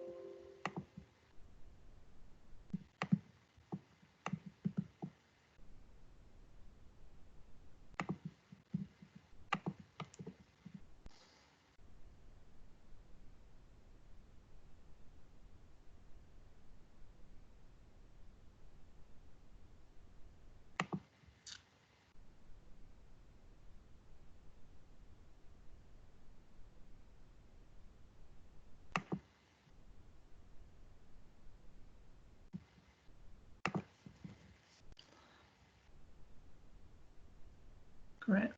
4950. Yeah, 4950 is the right answer, but that's fine because it's my script. So here's the code in the script. So it's a bit more complicated than the print hello world thing that we did earlier, right? But I hope you can see that Python, this is Python code, is somewhat human readable. So this is a variable. I've called it number list. But it uses this thing called a range from 0 to 100 in steps of 1, right? And then it prints that out. So if we look on the screen, it prints out a list of numbers from 0 to 99, but in steps of 1, right? So we've asked for a range of numbers between 0 and 100, and it didn't include 100. That's just a Python thing. And in steps of 1, and it has given us a list of numbers from 0 to 100, not inclusive, in steps of 1. So it's kind of human readable, right? And here, for example, this is called a for loop. So if we were doing a proper Python thing that didn't have any modeling at all, I'd go into detail on what a for loop actually is. But from a human readable perspective, it says for number in number list, total equals total plus number. So what this does is it just says for number in number list, right?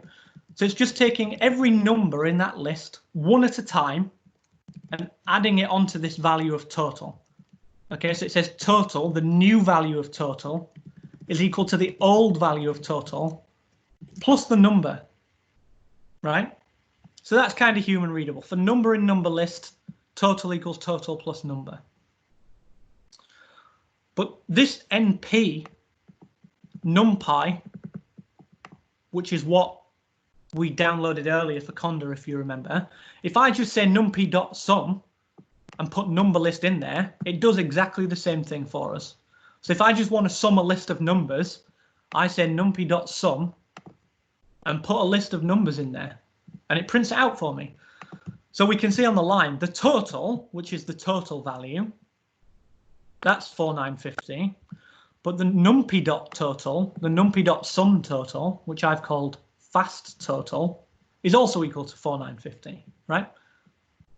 So does that make sense to everyone? So does Python code recognize the word number as being an actual number? No, that's a good question. It doesn't. So I could have not used number. And is Dan Baker in the audience? He once told me that he used like swear words and names of fruit and stuff like that when he was teaching Python. Is that true, Dan?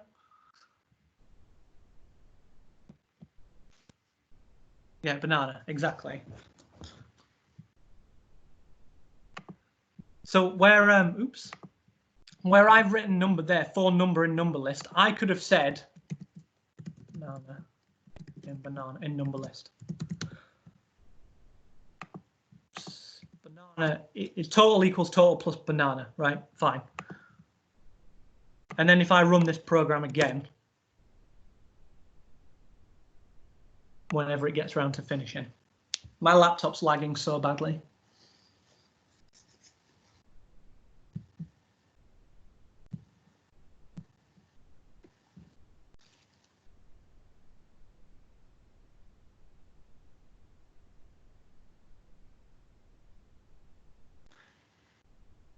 Yeah, you can use absolutely anything you want. Absolutely anything. So what that variable is, if anyone in the audience has done anything to do with index notation, to do with matrices and things like that, it's the same as a dummy variable. So it just takes every value in that list one at a time. So workspaces in MATLAB. If we were running Python interactively, there it's run now, it's finished. So it didn't care that I used banana. Workspaces in MATLAB. So you can run Python interactively like MATLAB, but for today we're not doing it. So every time you run a script, every time you write Python file name, it forgets everything at the end of it. It's just forgotten everything. Does that make sense?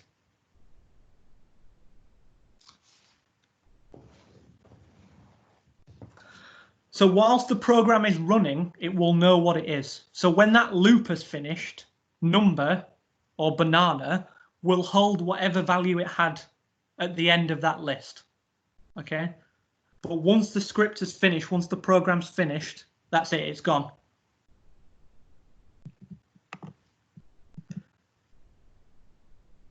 So the task I've set you all, because I'm not going to teach you from scratch, I'm not going to be like, okay, this is a for loop, this is that. I'm going to say, I've given you this script, and this script has something called a for loop in it. And it's also got something that's adding up a list of numbers. And it's got print statements, and it's got comments. So comments are little notes you can write in the code to yourself so you know what's happening. The task for the next 15 minutes, 20 minutes or so is to write a new script or change this script so that it multiplies the numbers from 1 to 10. Okay, so it doesn't add them, it multiplies them. Use the internet to find a NumPy function. So I've said numpy.sum. Okay, so if I were to Google NumPy sum or NumPy multiply, it would give me something similar. Use the internet to find that function to check that your multiplication has worked correctly. Does that make sense, everybody?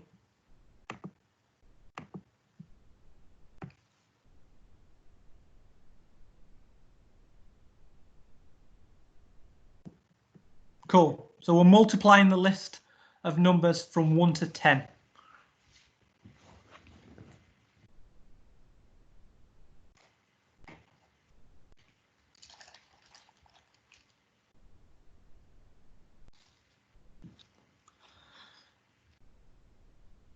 So just so you all know, on my computer, I've got the Blue Peter here's one I did earlier thing, right? So if anyone doesn't get any of these scripts done during the day, it's fine. I'll send you example versions in a big bundle at the end of the day. But it's still worth trying to do them whilst we work through the day.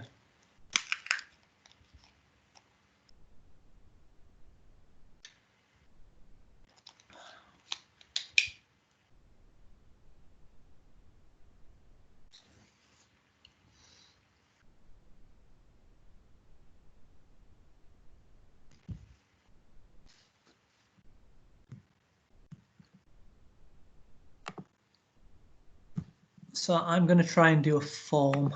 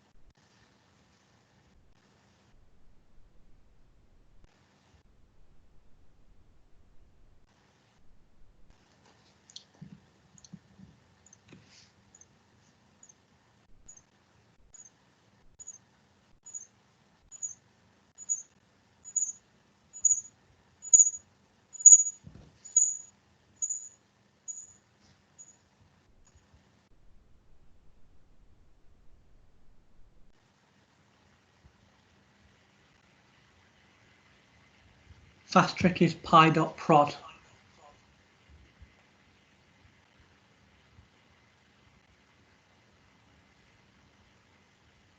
Like numpy.prod.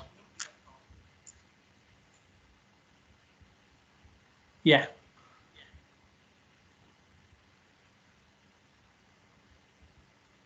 Oh.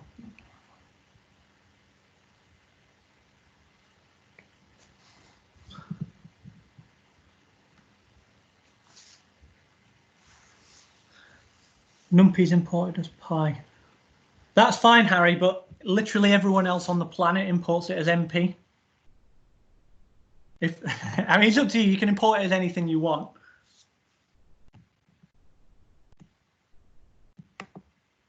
Yes, yeah. Okay. Dan B, I've imported it as matplotlib. That's Google level stuff. Yeah. We are back. What did it work in the end? Yes, it did. Mac was forcefully trying to save the file as an RTF, rich style format, rich text format. Oh, from Word, Microsoft Word. No, even the plain text editor in Mac, that text edit thing saves things as RTF. So it's Really? the Word, yeah, it's the WordPad equivalent and not the Notepad equivalent of Mac. Really? I thought it was the Notepad equivalent. I'm so sorry. I thought the same. But Right. anyway, we figured out that we can format the thing as a plain text file and then it works. Okay, yeah, it should do. You can save things as plain text in Microsoft Word as well, but I wouldn't recommend it. Okay. Lars has done. Lars, what answer did you get? Was it 362,000 and something?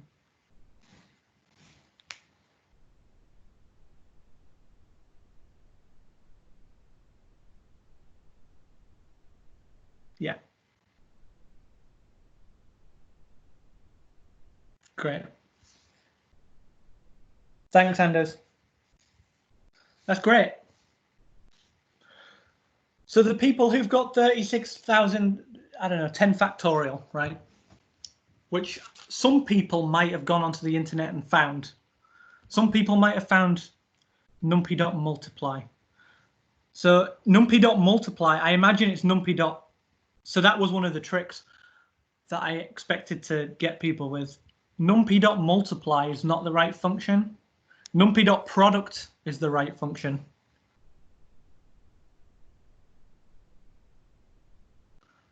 Because what numpy.multiply does is it takes in two things and multiplies them together.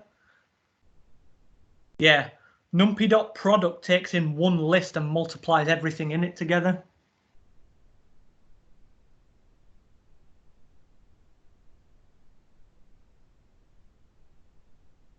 And the moral of the story is that Google always doesn't work. Yeah.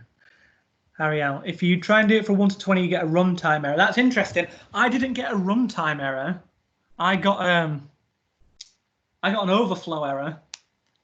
But we'll get onto that in a little while. So has anyone got the answer 0?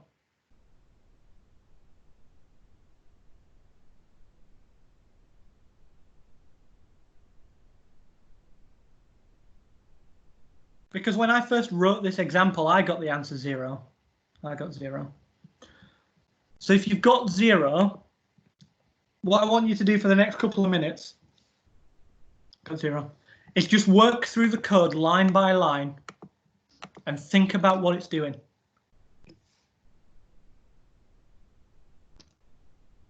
Just a big number. But so Charlotte P, that's interesting. Were both numbers the same? So the NumPy one and the other one? Didn't think so.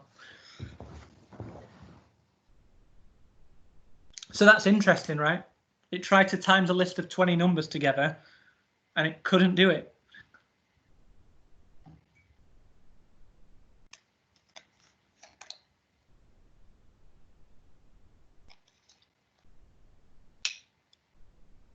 What about 13? I mean, you might be able, if your computer has a lot of memory, it could go quite far. But So that's interesting. But if the number that you get in the list that you code, so in the for list, and the number that NumPy gives you are not the same, that's kind of interesting. It's okay. Yeah, that's fine. So if you think 30, if you type 30 factorial into your calculator, it's a big number.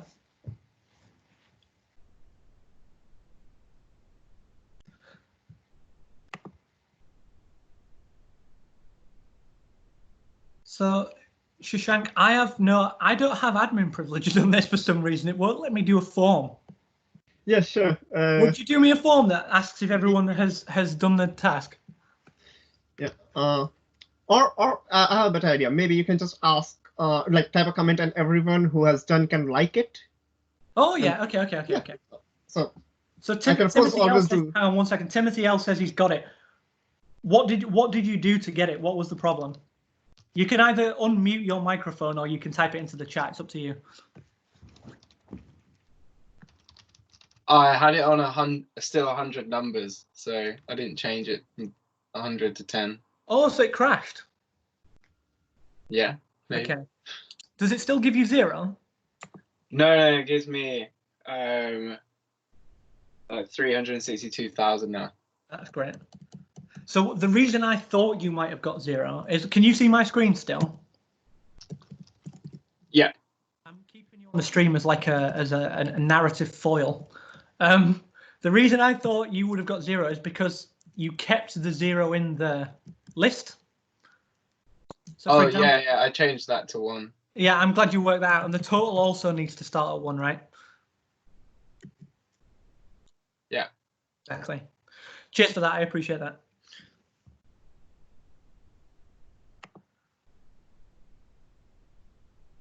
So, what did you say, Shashank? If I wrote done if like, done, like this if yes. Great. Yeah. Unfortunately, this will give me a notification every single time anyone likes it. So okay, my computer is going bonkers at the moment. Well volunteered. You tried multiplying to 30 and got a negative number. That's interesting. So what we're doing, have you seen that thing on the internet where if you add up a load of numbers, you get -1/12, right? It's not that. It's not Python being so clever that it's not that at all. So for those of you who've got a negative number when you go too big, this is the difference between analytic maths and computational maths.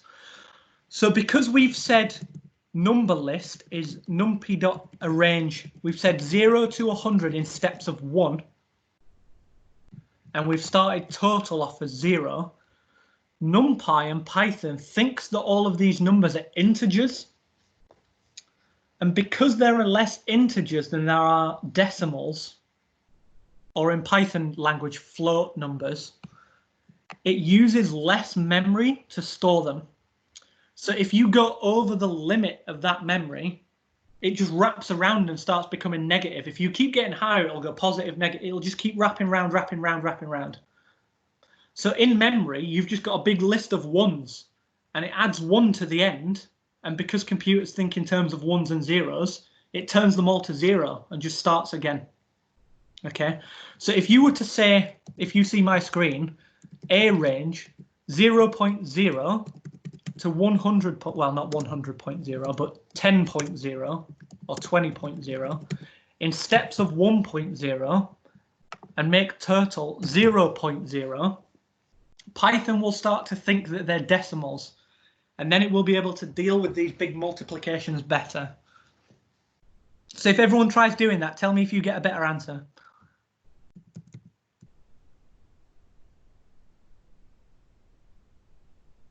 In fact, if you do it, you should get something in standard form. So it'll be like something e to the something. I think now is the time that we can first state garbage in, garbage out. Yeah, definitely. 8 times 10 to the 30, exactly, right? So that's an insanely big number. That's beyond the memory space of an integer on Python. So the point I was trying to get across with this is if you're doing Python programming, you have to be really careful whether you're using integers or whether you're using float numbers. Or decimal numbers. Lunch break. Lunch break's 12:30 probably. Is that okay?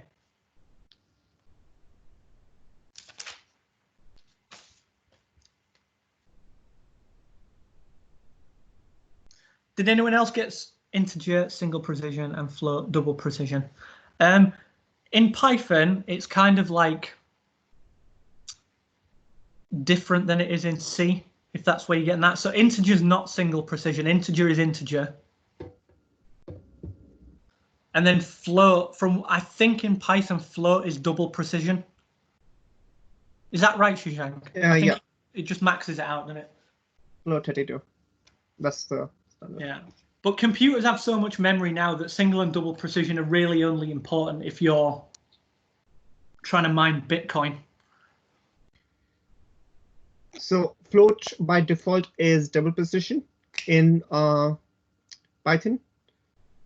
And then you have float 64 to go even beyond that, what's called a long double. Oh, yeah. But for this, we don't really have to get into the actual ins and outs of it. It's just to know that if you put a 0.0 after something, it turns it into a float. Lars has just said, can you force Python to use an integer?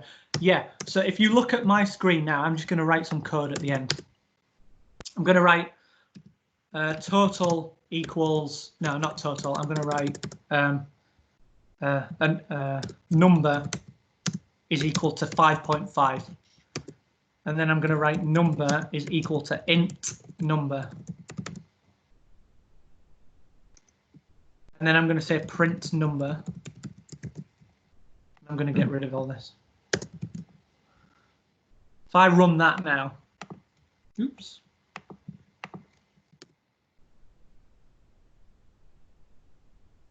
Oh, come on, Python.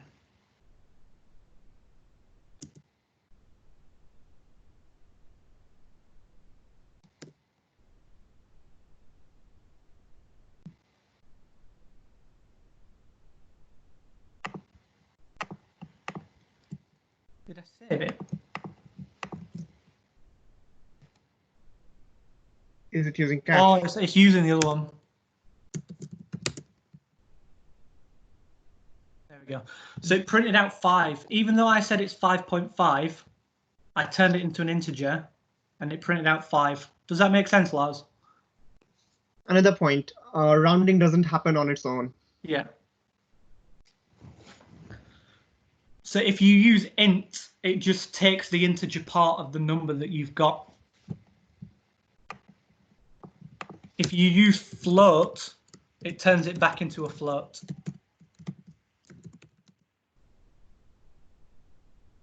Make sense? That's great. Get back and save my master copy. Okay, so we've done some for loops. We've done some understanding of what memory is in Python. So this one's a bit more difficult. So I'm going to send you all.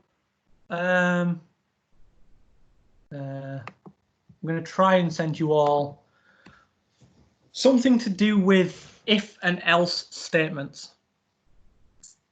So this is how programming languages make decisions. And again, it's human readable, so we'll see it in a minute. Well, human readable-ish.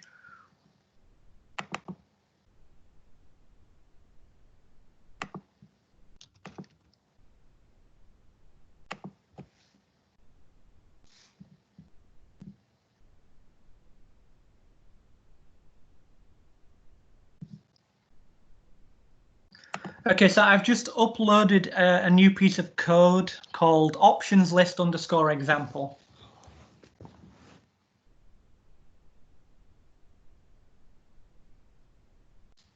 So if you all want to download that and run it and tell me what you get, that would be great.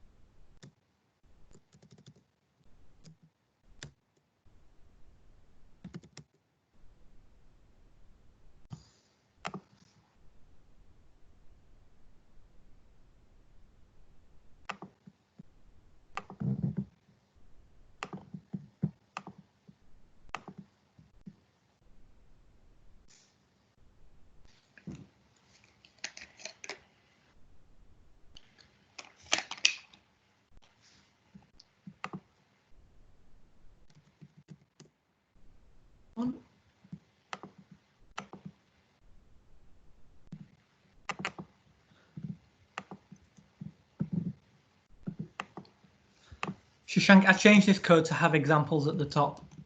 Yeah. Okay. So it's printing out true and false and stuff.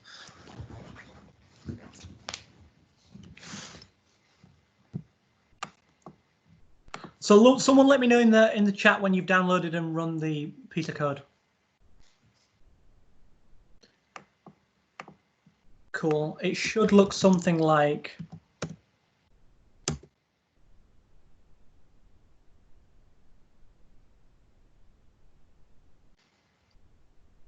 It should look something like that.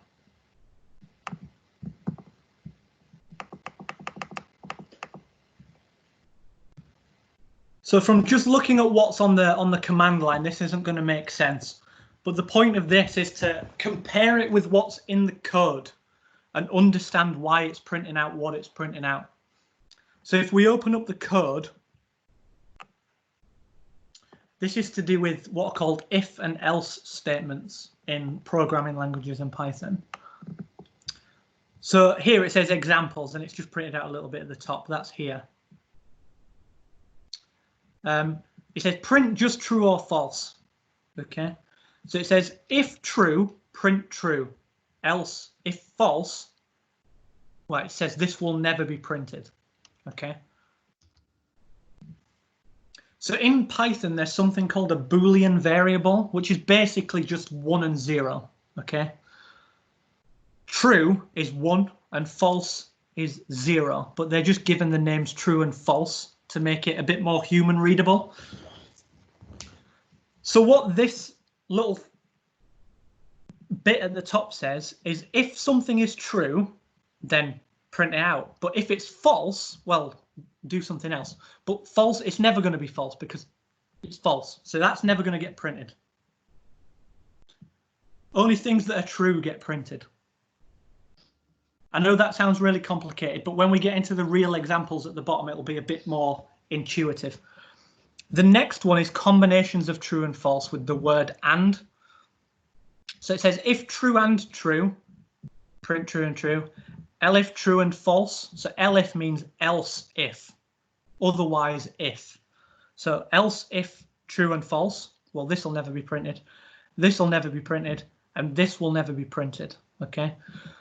So when we combine these things with the and keyword, if something is true and something else is true, then it'll print it out. But if anything is ever false, it won't print it out. And we can see on the line here that only the line true and true got printed out. The next one is using the combination of or. So if something if this is unclear, it'll become more clear when we get to the actual examples at the bottom, right? So when we're using the or keyword, so if true or true, print true and true. Here, only one of them has to be true in order for it to print out. And if they're both false, it'll never print it out. Okay, so those are the examples at the top. Refer back to them if you need them. But what's more intuitive, I think, is at the bottom.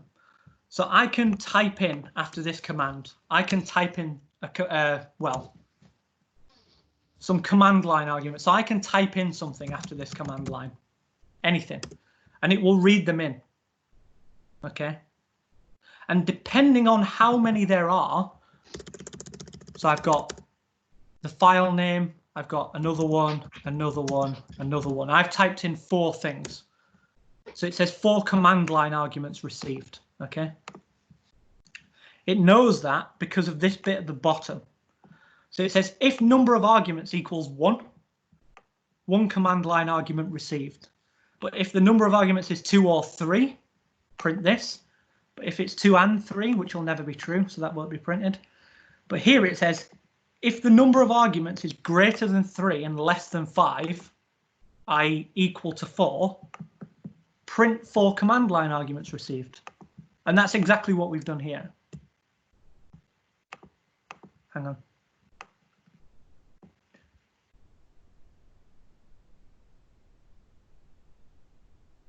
So Harry said use Spider. I was thinking about using Spider, Harry, but the reason I'm not is because it stores random things in memory without telling you. So it's really hard to know what's what in Python unless you already have used it.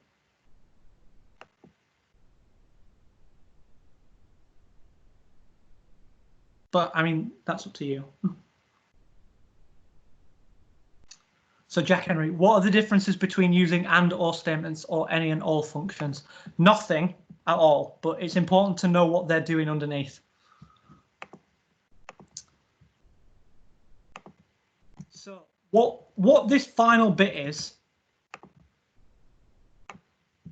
this bit where it says user input command line arguments equals 4, it prints out the list of things I typed in and then prints out how many it received. That's this final bit of code here. So it says number of arguments and it finds out what the length of this list is. And it says print command line arguments, number of arguments. So it's worked out how many command line arguments there are. Then it's printed out sys.argv, which is the list of things I typed in. That's this. And then depending on what I typed in, it says if number of arguments equals 1, print 1 command line. If it's 2 or 3, print this out. So let's see if it does that. If I put 2 in, 2 command line arguments. It says I know there are either 2 or 3, but not which one.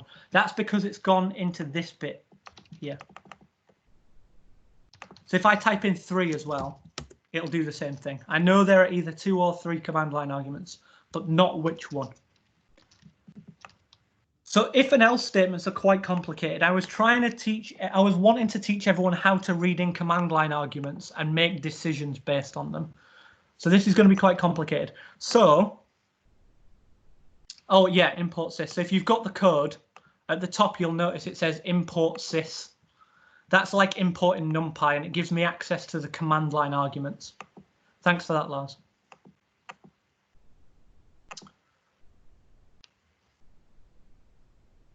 sys.argv function, yeah, that gives you them. So there'll be some people quite confused with this. So sys.argv is the command line argument. So anything you type in at the command line goes into sys.argv. It just gets them for you. So when you double click a Word document, for example, it needs to get the name of that file in order to open it. And it uses something like this. But it just gets a list of all of them.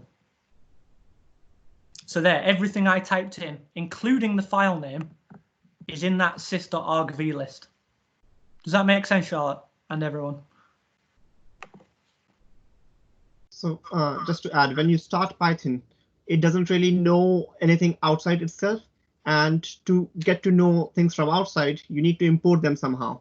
And therefore, you first use sys to make it aware of the outside system. And that's why it's called sys. It's system. And then argv is I need to get all the argument variables from the system. That's how like accessing it within the system. And Charlotte says is an argument a letter. That's very good. No, an argument is anything that's separated by a space, and as many spaces as you want. Lol, happy. They're different arguments.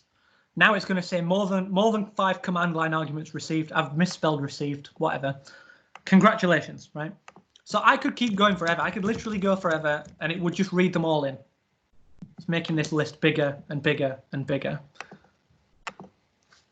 So the task for this bit, and if this isn't clear to you now, that's absolutely fine. We'll work through it together with the chat, or you can come on screen and we'll talk these things out. But what I want you to do is, if you've got this available, task 4C and 4D. Okay. So what I want you to do is either take my code or write your own and write a new script that prints out the 7th argument only if there are more than 7 arguments. And the 3rd argument only if there are between 4 and 6 arguments. So that's quite complicated, okay? But really, all I want you to do is understand how if and else statements work. And really, it's how we would speak in English. If this is true, do this. Else, if this is true, do this. Else, if this is true, do this. Does that make sense, everybody? I mean, does the task itself make sense?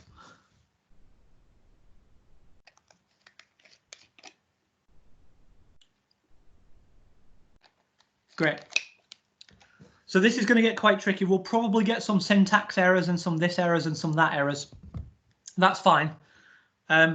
Just ask questions in the chat, or if you feel confident, unmute your microphone and just ask us out loud. I think Teams should be able to handle it unless it goes.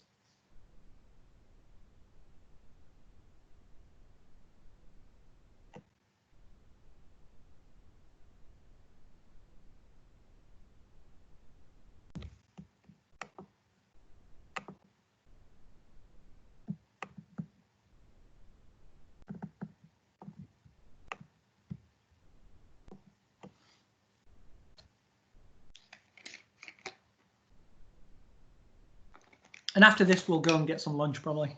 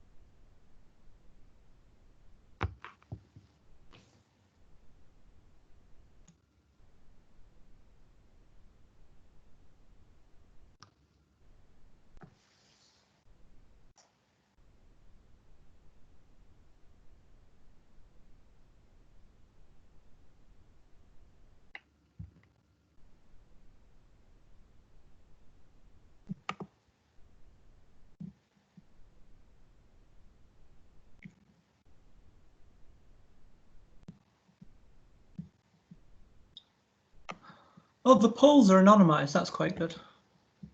No, names are recorded. Are they? For this one, yes. Like I don't know if there's an option somewhere I can disable it, but I can't see that. That's a good thing. I don't want it to be recorded or anything. They are recorded. I have no idea where they are. Yeah. Let's just say.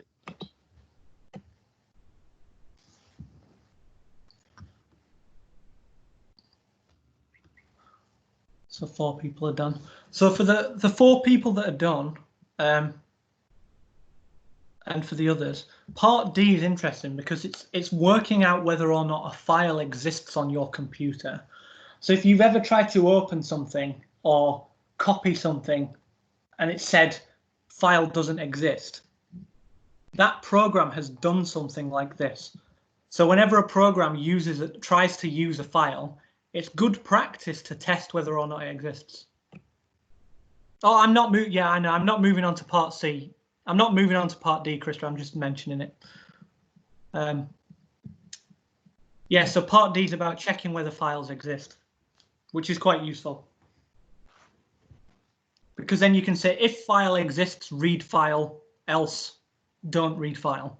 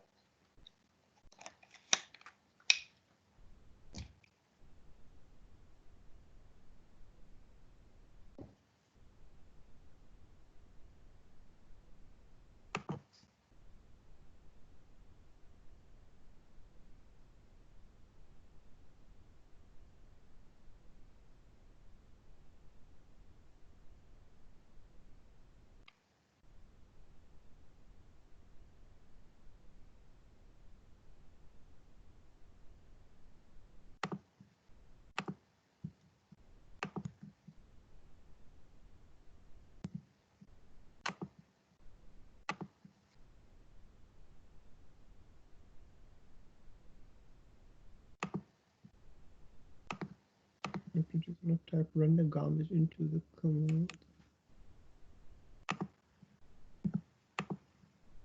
Ethan, can you elaborate? What do you mean?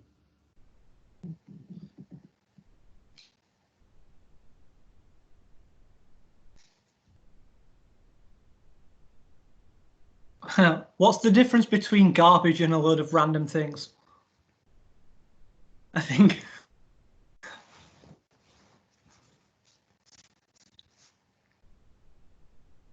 Yeah.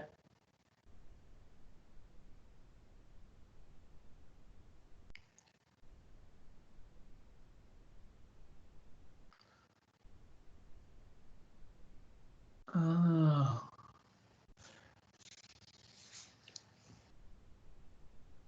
So Ethan, I understand. So when you type Python is the program that you want to run. How does it know not to try and run it? It doesn't know not to try and run it. If you had something on your computer called ASDFGH, it would try and run it. It is trying to run it. It's just unable to run it. So when you type it in, it looks for that program, and if it can't find it, it just says it's not a thing. So it tries to find a program called A, and passes on S, D, F, G, H to the program called A. Yeah. And because it can't find anything called A, as you see on Ben's prompt. Yeah. It says A is not recognizable as an internal or external command. So that's not a Python error. That's a Windows error or a Linux error. It's tried to find a program called A. But if I just said Python that, it would give me an error because it can't open the file A. But if I give it Python a file, oops, then it just treats everything else as command line arguments. Does that make sense, Ethan?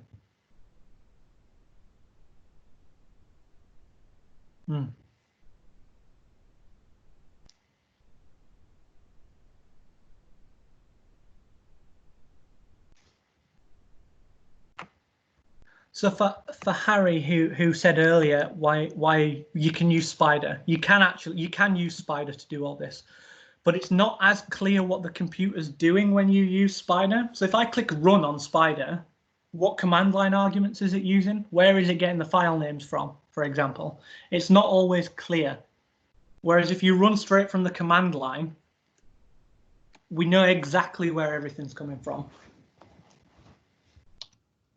This is why your standard modeling programs all run from the command line.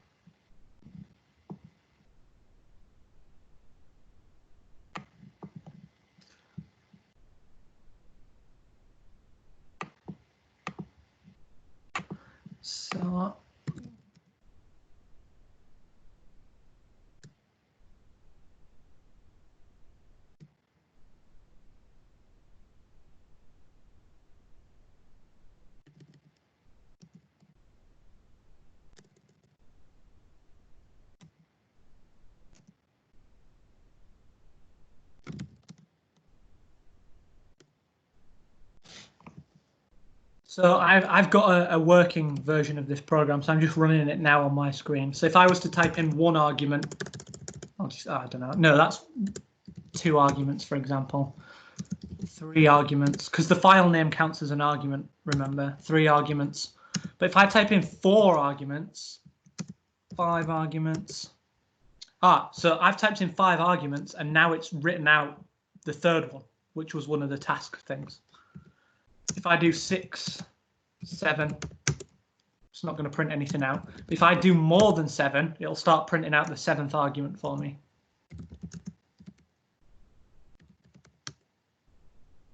Keeps printing out the 7th one.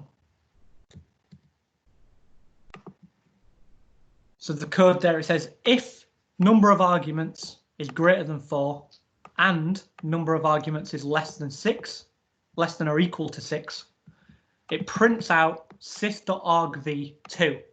So that's the third argument. Else, if number of arguments is greater than 7, print out the 7th one. So did anyone get anything close to that with their if-else statements?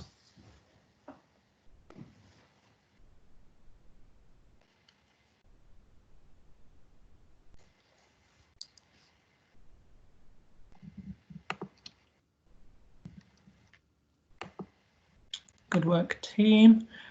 There's some reason you used to use that and that. No, there's no reason to use that or that. If you think about less than and greater than, yeah, you're right. Well, an if statement would also work. Yeah, so that's Lars is right. Sophie, there's no reason here why I've chosen to use less than or greater than rather than double equals. No, but from maths, you know that infinite things are less than any value and infinite things are greater than any value, whereas that equals sign will only be true once.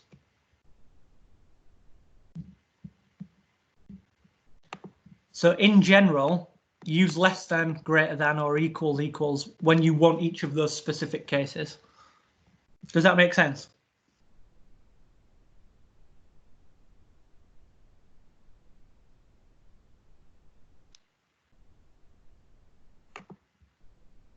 And here, for example, greater than 4 and less than or equal to 6 will be true for 5 and 6. So that's true for 2 values. So that is the same as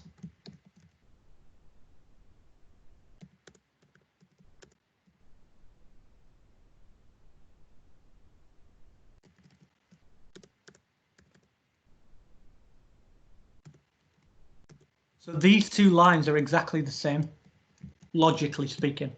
Greater than 4 and less than or equal to 6 is exactly the same as either it being equal to exactly 5 or it being equal to exactly 6.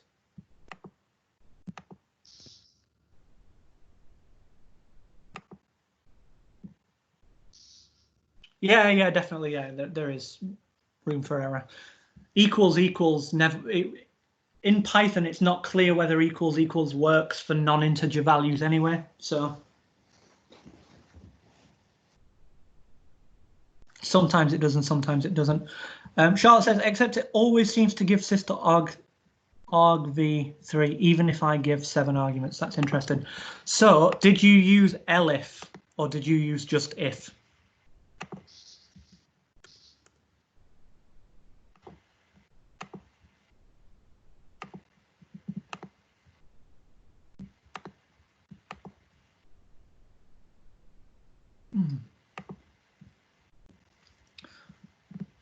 So Charlotte, the technical way if and else if statements work, it says, if this is true, do this and then stop.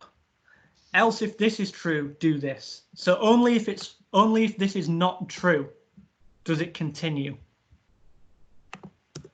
But if I do 2 separate if statements, it does them both separately. So if these both happen to be true, then it would do both of them, unless I put them into an elif statement like that. Elif and else. So that's really weird. Sys.argv3, even if I give 7 arguments. So if you've got it something, it shouldn't give sys.argv3 unless both of these things are true.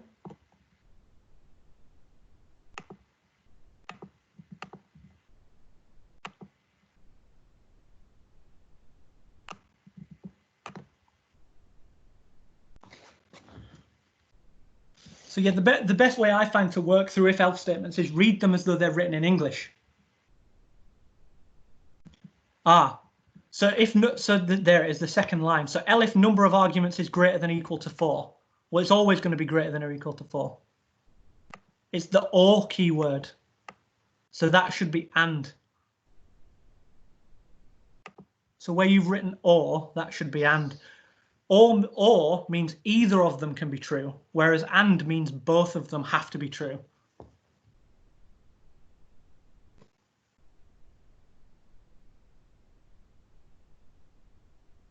So from your code now, I think if you put in like 12 arguments, it wouldn't print anything out.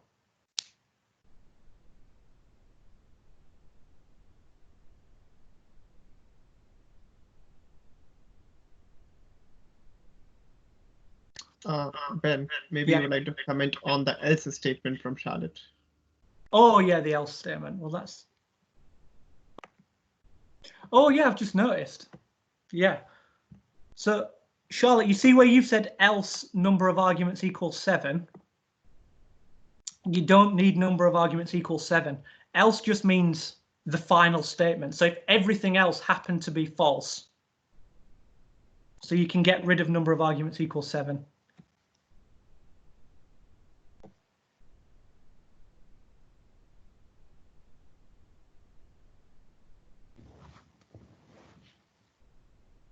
Thanks, Shashank. I missed it said else. I thought it said elif.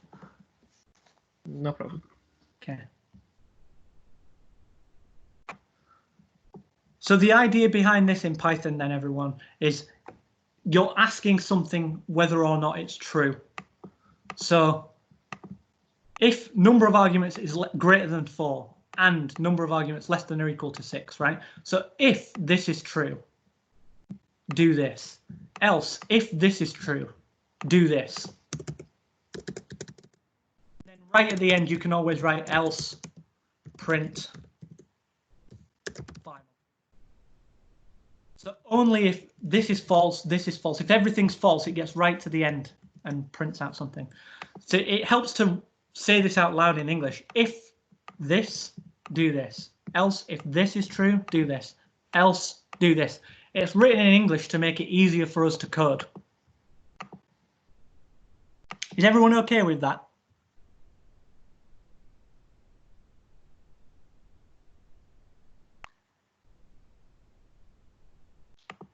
Adam, what type of variable is sys imported as?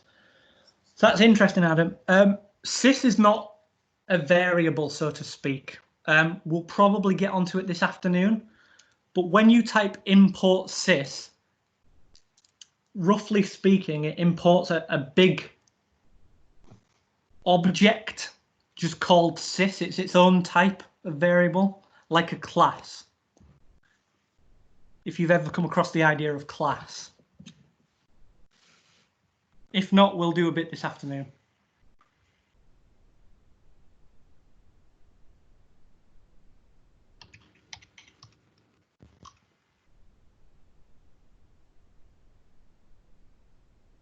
Shashank, you said I shouldn't talk about classes. Is that still true? Up to you. Well, we'll see. Yeah, we'll see how like what's the pace. Depends on much. Yeah. Yeah. Also, we have 8 yes responses so far. If anyone else has completed, please update that because I can really keep an eye on it and yeah. Follow. By the way, if you have completed it, feel free to go and grab some lunch. I'm going to be sat here for like the next half an hour, 45 minutes. So if anyone wants to come on stream and ask some questions or type in the chat, I'll be here. But do go grab some lunch because we're not doing any new Python stuff until like 1 p.m.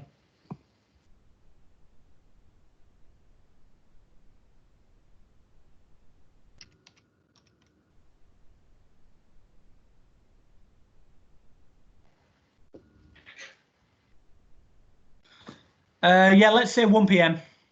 Is half an hour okay for everyone? That's like a proper business lunch.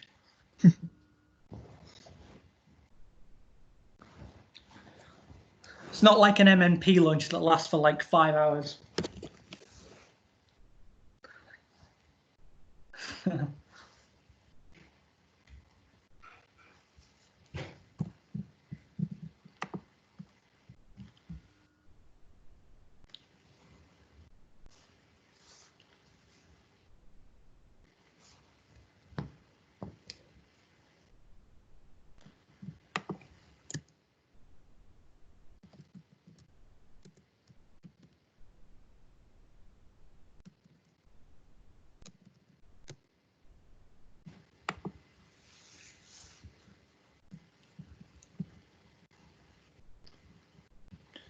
I'll unshare my screen for lunch. My computer's properly melting.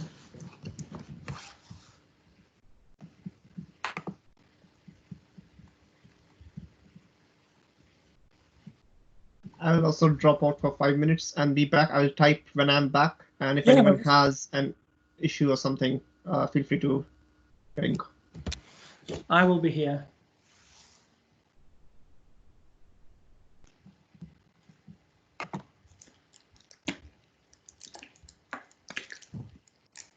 So Ben, I've been working ahead on the next task. All right. Do you want us to write a file within Python or just manually write a file and then run? It's completely up to you. So that next task part is you can just write one in Notepad if you want and save it. Okay, well, I'll try to do it in Python. Do you need import file something or for that to do f.open? So writing files in Python it's not hard, but there's a specific command for it. I wasn't going to do it in this session. You can Google it if you want, but there's like a file object called. You use the command open. Yeah, I found that, but does it need to? Do you need to import the file something, or is it part of the basic? It auto imports. It's just the command open. Okay, I'll play with that then. But make sure you don't overwrite anything that's already there, because Python will overwrite without question. Well, as long as I don't overwrite the system files, that should be fine. Yeah. Okay, I'll quickly do this and then go for lunch. Yeah, thanks. It's okay. You were joking about overwriting system files, but it's been done, right? Oh, yeah. I'll probably do it all the time, but I am not standardly logged in as admin, so it will be very hard for me to do it. Yeah, definitely.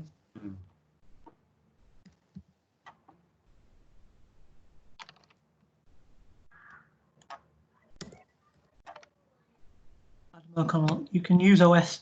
Yeah, you can do that with OS as well. So os.system allows you to run things as though you're at the command line. So if you said os.system notepad, it would open notepad for you as though you were on the command line. Oh, okay.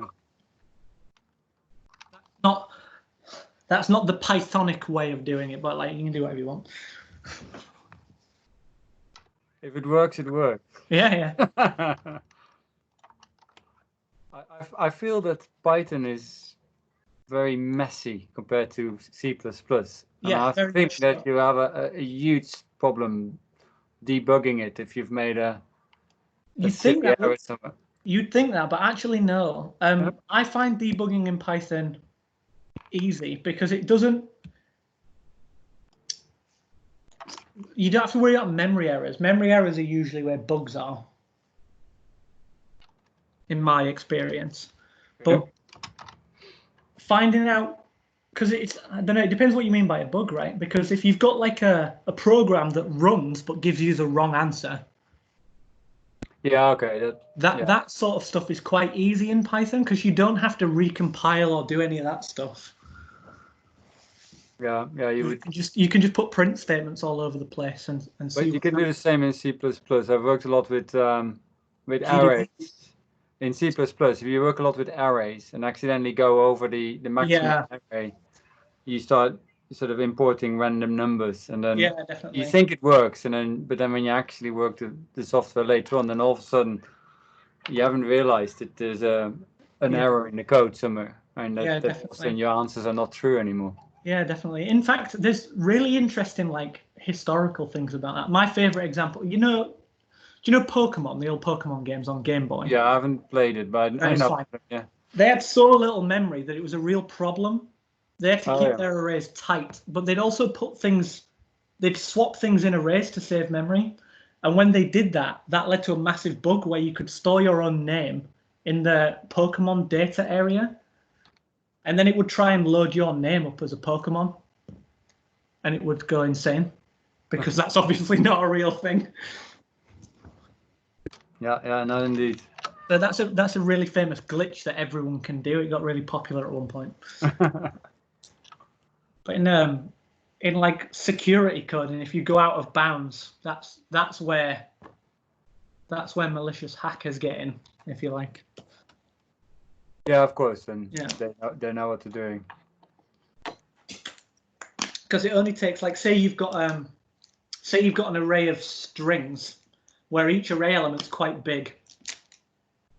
You can put commands in that are really quite big, and they just take control away from the program completely. So it's quite dangerous. Yeah. But Python sort of deals with it for you.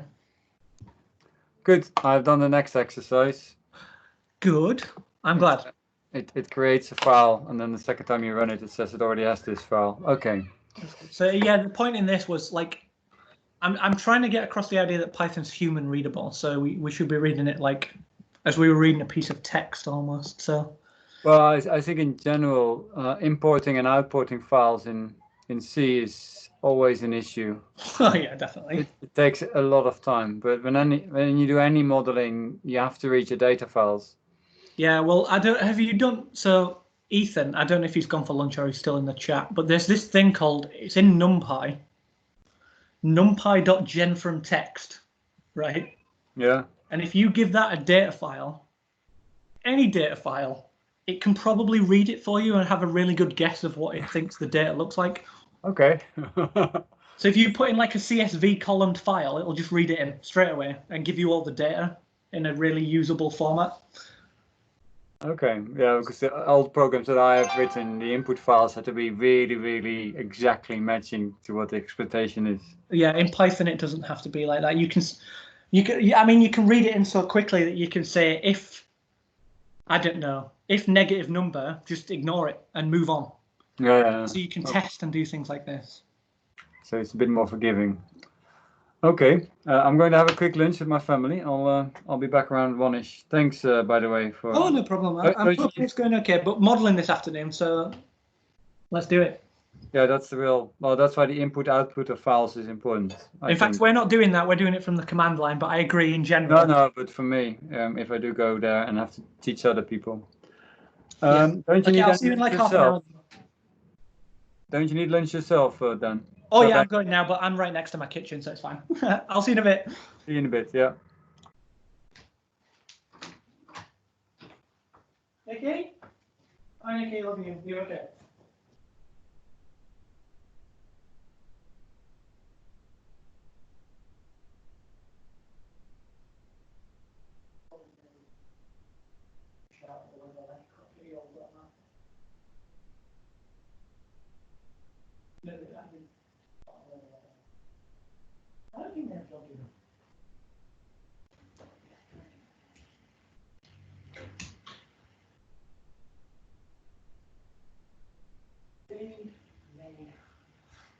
Oh, here we go.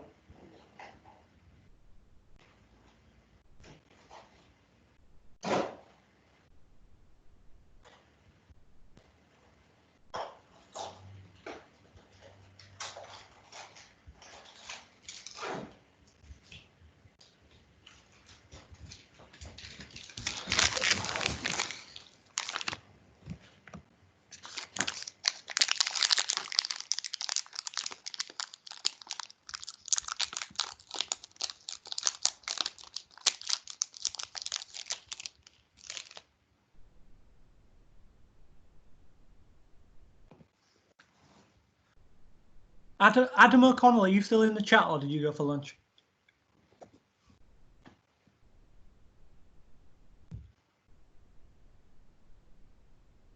I seem to remember you writing a program that simulated like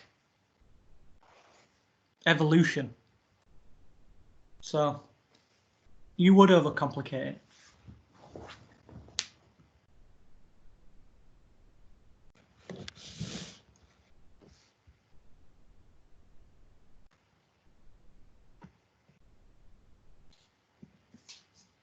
Yeah. That was pretty amazing.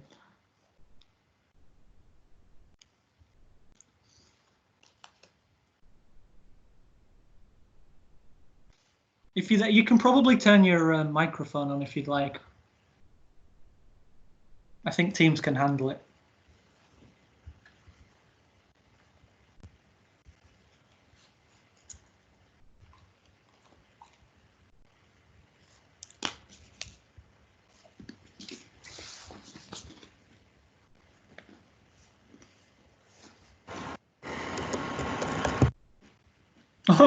Or maybe not.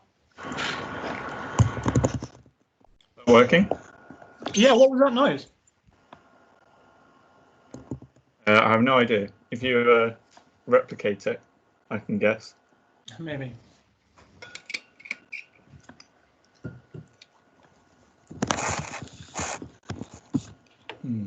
So I wonder, just while we're at lunch, I was being a bit more colloquial. The idea of today is not to learn exactly how to use specific modeling programs, or even to learn exactly how to use Python. It's just more an understanding of what they both are doing.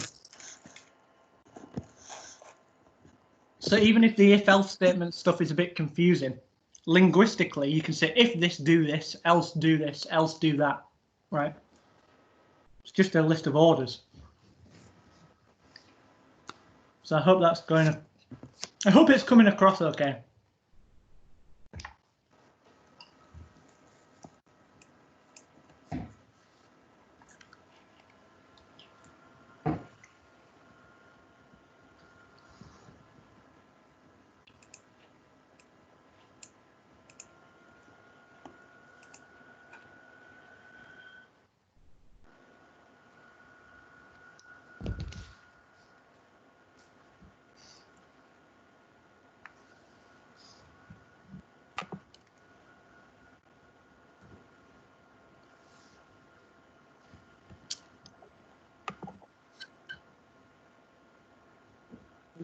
Yep.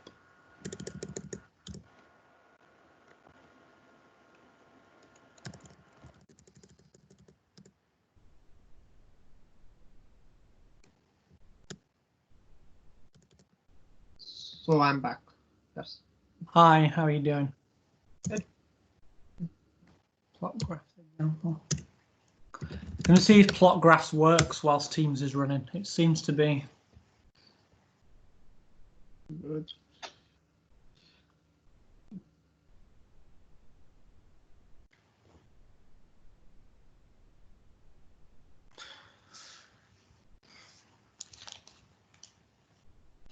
So Shishak, I was just saying to Adam, who was on stream for a while, the if-else statements, like in Python, maybe it's quite conceptually difficult. Oh yeah, the plotting graph stuff's working. But the idea I'm trying to get across is that just within the language, you can just say if this, do this, else do that. Yeah. That was what I was trying to get across. I hope it's going across all right.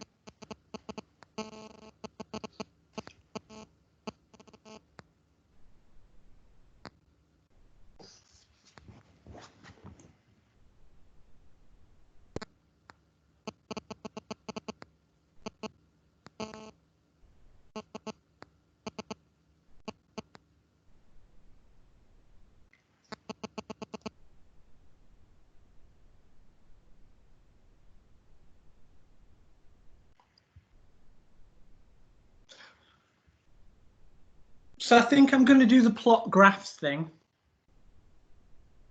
until like 1:30, 1:45. And then I'm going to do the classes within the modeling part. I'm not going to do the separate thing. Okay, that makes sense, I think. Because then there's a practical example that's not Yeah. silly that we can latch onto, like a pendulum, right? We need an actual pendulum that's moving, right? Yeah. It's just that people are familiar with data structures like an integer or a float, but having a data structure that's a combination of more like one or more of them, that's somewhat Yeah. difficult to wrap around. But given that people have already used numpy.this, sys.that, os.this, to have a pendulum and then say pendulum.swing or whatever. Yeah, of course, to use it is not a question. To wrap around your head that this is what is happening, this is how you are creating it, and this is what it is, compilation of variables and functions. That can be tricky. Yeah, definitely. But the idea I'm trying to get across again is not how to. If people wanted to go and learn it, they could go and learn it. But here we're just getting the what can be done, what is happening under the hood, you know? Yeah. I hope that's coming across. Maybe not. We'll find out. So far, it's good. We have, I think, 16 yes responses for the last task. Yeah. Thing to note is that it's decreasing rapidly. Yeah. As in the responses. Yeah, that's fine. Even like, again, the no responses, they're not a problem specifically. Like the people are not. I'm not even giving the option of saying a no. No. I mean, no. Even if there are people saying no, they haven't done it yet. That's not a problem. Each task has pitfalls that, like, I don't know, just a random 5% of people will fall into just by design almost. True. We're not the only people online, by the way. I'm talking out loud as though we've got an audience. Because they should be involved.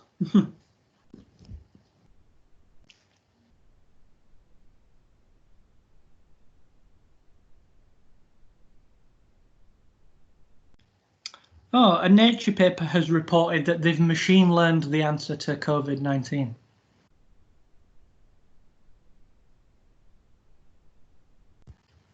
Isn't that cool? Is it 42? Huh? Is Yeah. it 42?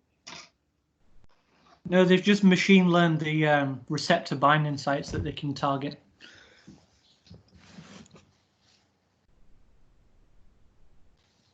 Well, if you think of it, nature is somewhat like that. Trial and error till you get an answer. So it's not all that different.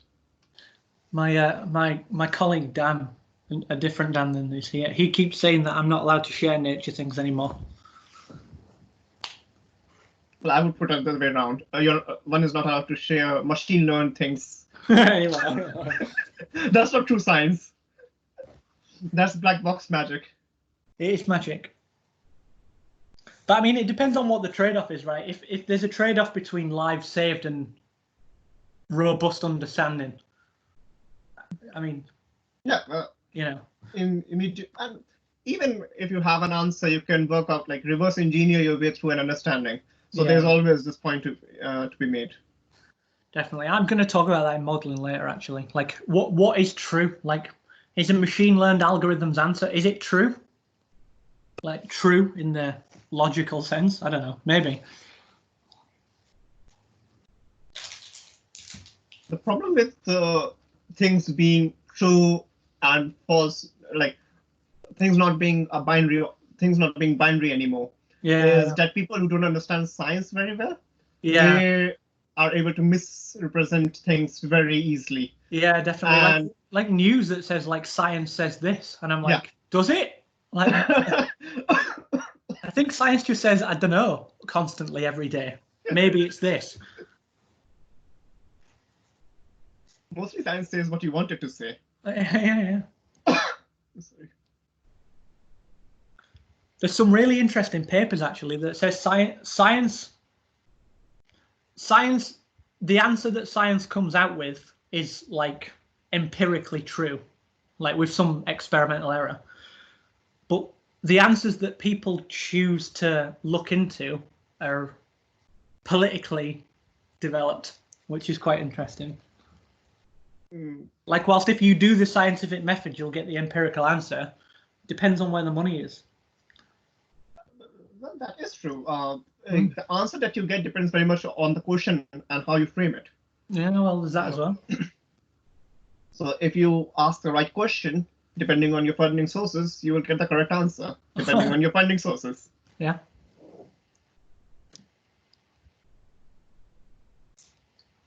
But one of the, back to machine learning, one of the things, and I'm not against machine learning, I'm really not. One of the things that gets me is when they quantify their error, I don't know where that comes from. I don't understand, because the error that they've quantified is based on their own assumptions, and their data set might be wrong, which it probably is. So, like, I'm not entirely sure what their errors mean, which is quite scary. What do you mean by data set being wrong over here? Well, you've heard the examples, right, where they've trained machine learning algorithms to recognize, like,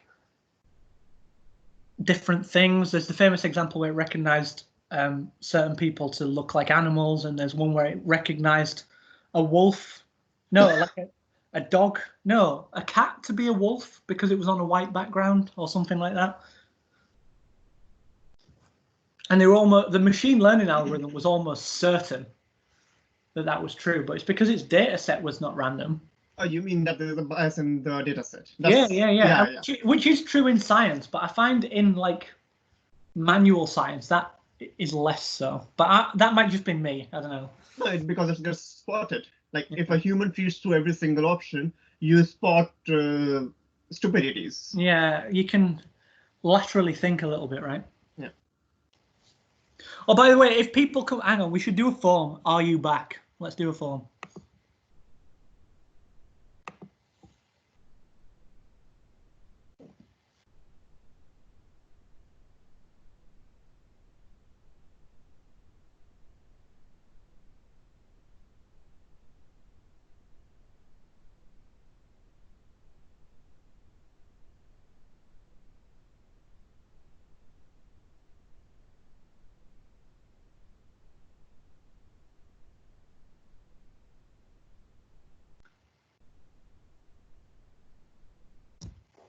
Most of my questions don't have no as an option.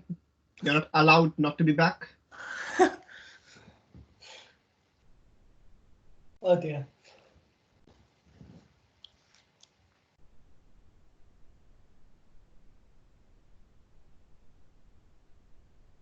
Don't work in don't work in a voluntary voting booth. If you're not here, you've voted implicitly.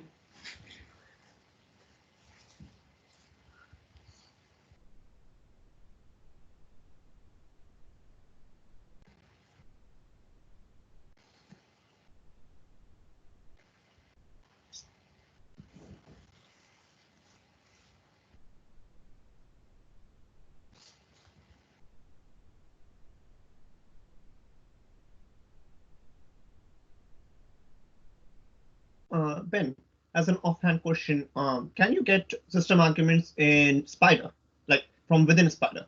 Yeah, but how do you submit them? You have to submit them. If you're using the command line within Spider, you can submit them. Okay. I think. Because But you have to set file paths manually, and it's not entirely within Spider. I find it's not entirely clear what's what. Yeah, I always split my programs between either using a pure command prompt like thingy or using an IDE and never mix them together, like depending on what I'm doing. Within Spider, you can do everything because otherwise it wouldn't be like useful. You can do everything, but it's a bit like Jupyter Notebooks where if you run a line, it runs it and then keeps it in memory. Yeah. And I didn't really want to get into that today. Like, oh, that's still in memory. And yeah, I think that's quite off topic. Yeah. I didn't realize my Spider comment was going to be so controversial. No, it's not controversial. It's just like if I write in Spider, I'm going to write something in the chat. If I write like var equals 5, right? I've written it in chat, right? Just something like this, right? If you write that in a script and run the script, by the end of the script, it doesn't know what var is anymore. But Spider does. So yeah, so it trains you into thinking about initializing your variables. So you set var equals 0 at the beginning, so you know what it is. Whereas if you use Spider, you'll run a command or a function, and then run exactly the same function again, and it might give you a different output. Yeah. Because for me, it's I kind of like it memory. because for me, I kind of like it because the stuff I have been writing on it takes like 5 full minutes to run from start to finish. But yeah, if so I'm that sort of stuff is working good. on a little bit, I can just run like sections of it. That sort of stuff is good. But that's quite deep into it, right? So yeah, IDEs are good, but for like so standard modeling programs come in phases. You'll know this from EPSR or whatever it's called. Yeah. You initialize it first or equilibrate it, and if that breaks, then it says right, that's broken. You need to sort that shit out. Yeah. And then you sort that out, and then you run the code, and it'll say, well, it got to step 10,000 and then exploded. So it comes in batches, if you like, throughout the program. But with what we're doing today, I think just running an entire script, and if it doesn't work, running it again. Yeah, no. A more intuitive way of doing it. Otherwise, I'd have used Jupyter Notebooks online. But I don't want people to particularly become masters of Python today. I just want people to understand what can be done, what's going on. Yeah. Which is why I said with if-else statements, think about it as English language. If this, do this, else do this, else do that, Because then when we get onto the modeling stuff, we'll see that models are just doing large versions of what we're doing here. Yeah, they're just doing iterative code, aren't they? Essentially. Yeah. What the force? How does this particle feel the force? Move it according to that force. Yeah, we'll get onto it later. That's dynamic modeling, but usually in a modeling program, you'll have a master for loop that if you're good at coding, you'll parallelize somehow. Mm-hmm. And then it just does that loop again and again and again, whether that's moving through space or moving through some abstract energy landscape or whatever. Did I hit yes? I am back.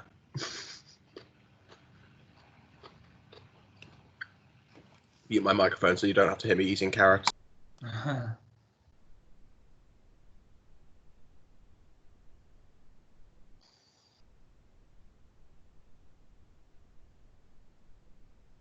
Seven people are back.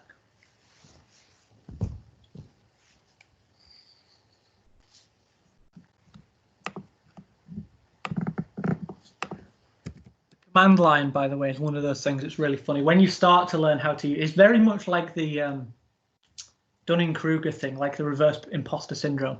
When you start learning the command line, you're like, oh my God, I can do anything. But when you get really good at it, you're like, oh my God, this is so difficult. I feel like physics has a similar thing. I'm going to delete everything. Start again.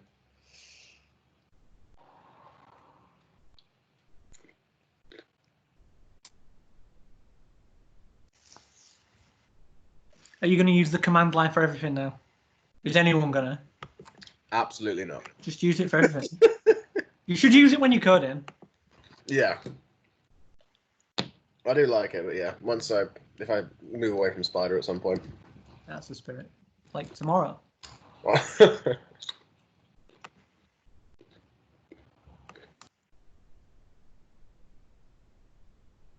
Only command line and VI, right? VI.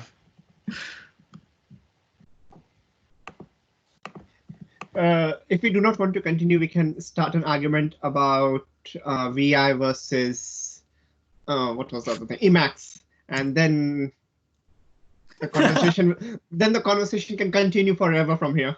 Okay, right. Here's the thing with Emacs. If you're going to do a GUI, you might as well just do it instead of pretending that it's one, but secretly it's a command line, right?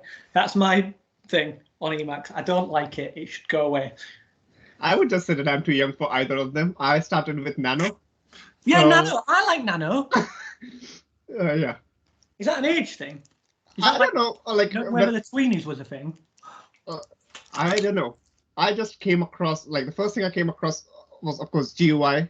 And then I came across Nano. And then I was just stuck with Nano because unless I'm either editing very small files like Git comments, or I'm doing big files that get into IDE or whatever. Yeah, same. So the only time I actually use text editors on the command line is when I'm logging into other computers and the the graphics take too long to transmit. Yeah. So when I log into work from home, I can't use GUIs very well because the internet's not good enough. But so I have to use Nano. By the way, for everyone, Nano is a text editor in Linux and had got nothing to do with nanotechnology. Yeah, it's not. I don't even know why it's called Nano. Is it just like? Does it just mean it's like a small thing? I guess yes. All right. If anyone's on a Mac, you might be able to use Nano actually, but I don't recommend it for today. I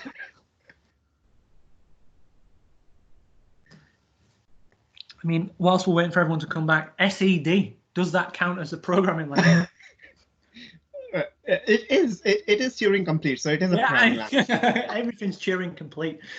Have you had a look at the video where Microsoft PowerPoint is Turing complete? Yeah. Yeah. Is that that's a number file video? Oh no, that's another, like, a separate person programmed stuff in Microsoft PowerPoint.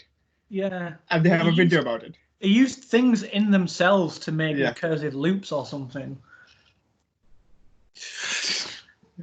Oh, coding. Well, I'm glad. Yeah, there was some Matt Parker who actually came to Leeds live once. It was really, really good. He did a number file video where he built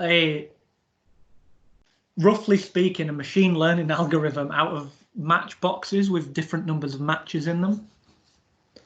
And that was Turing complete. You could show that depending on how many matches started in each box, you could come to whatever answer you wanted. Which was quite funny. And he made a domino computer as well. Because he's nuts. Right, as soon as that updated thing hits like 20 people, or maybe 19 people, I will get started. So if anyone is back and has not responded to the poll, please have a look at the poll and respond. 16. Thanks for coming back, everybody. Ah.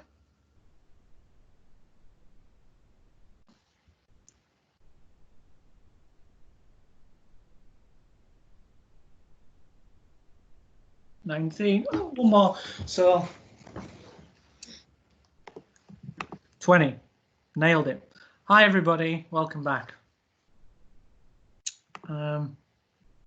So this afternoon, we're going to do a little bit more Python, just one more thing, and then I'm going to move on to modeling in general. So we're all going to write a modeling program together. So I'm going to try and live code it with you, which is definitely not going to work first time. But the point is, not the program that comes out at the end, which I've got a pre-done version. So if it doesn't work, I'll just copy it over.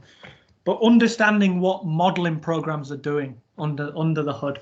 So if anyone says, oh, can you do some modeling, or I want to do some modeling on this, they won't have to just download some black box off the internet, like molecular dynamics something, run it, and then hope that that's the right answer. We'll be able to know exactly what's going on under the hood.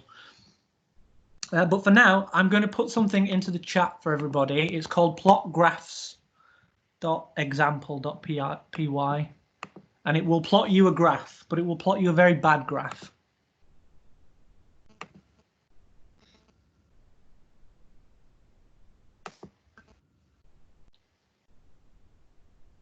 Upload from my computer.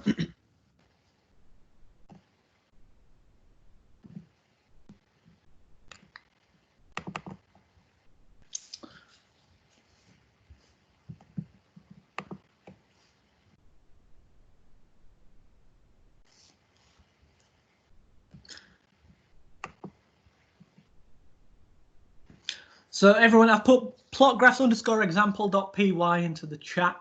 So if you want to download that and run it and let me know what you get.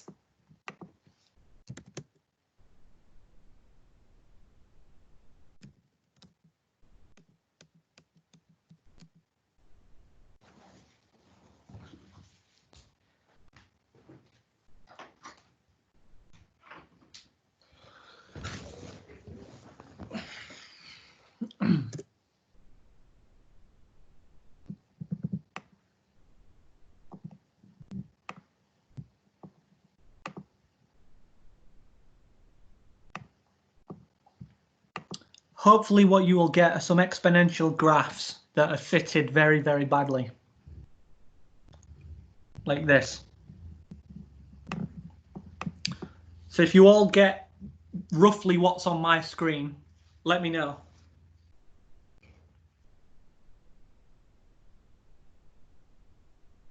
Ben, we can't see your screen. Oh, really? Why did no one say it?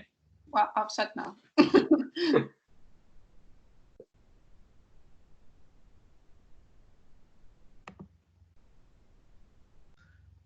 Share. What's it got? Microsoft Whiteboard. Presentation. It's opened up. Oh, my God. This one. Thanks, Krista. That's okay. Can you see it now? No. Oh, wait. No.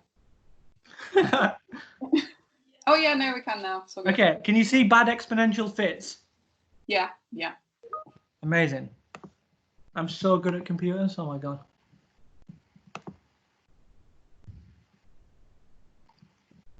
Okay, right. So did everyone else get something like this when they ran it? Yep. Yes. Great. So our task for this next, I don't know, half an hour or so, is to write is to modify the bit of code that I've sent to make those fits better than they are. So let's open the code and see what it's actually doing.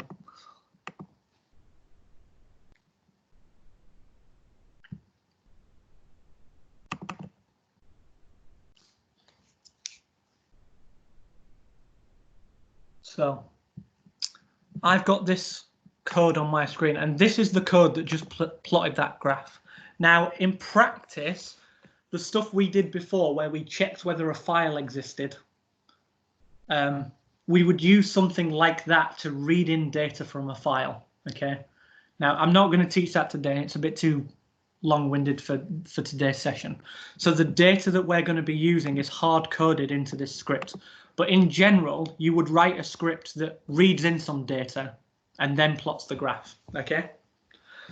But let's open this up. So let's see what I've got. I've got 1, 2, 3, 4 graphs there and 4 bad fits that are the same color. Okay. So let's see what the code's doing. So it's imported a load of things. So it's imported NumPy. And what it said here is it said from scipy.optimize import curve fit, right? So that's basically just the same as this import NumPy thing, except it said from scipy.optimize, so from this file, import just curve fit. So that's all we want. So I could say something like from NumPy import sum, and then we just get the sum on its own instead of the whole lot. And again, we've got from matplotlib import pyplot as PLT. So it's taken in this thing called pyplot, which is Python plot, and it's going to call it PLT. So every time I use PLT in here, I'm doing something to do with plotting graphs. Okay. By the way, if this gets confusing at any point, someone just come on the stream and tell me, and I'll slow down. So this little bit at the top here is what's called a function. Okay.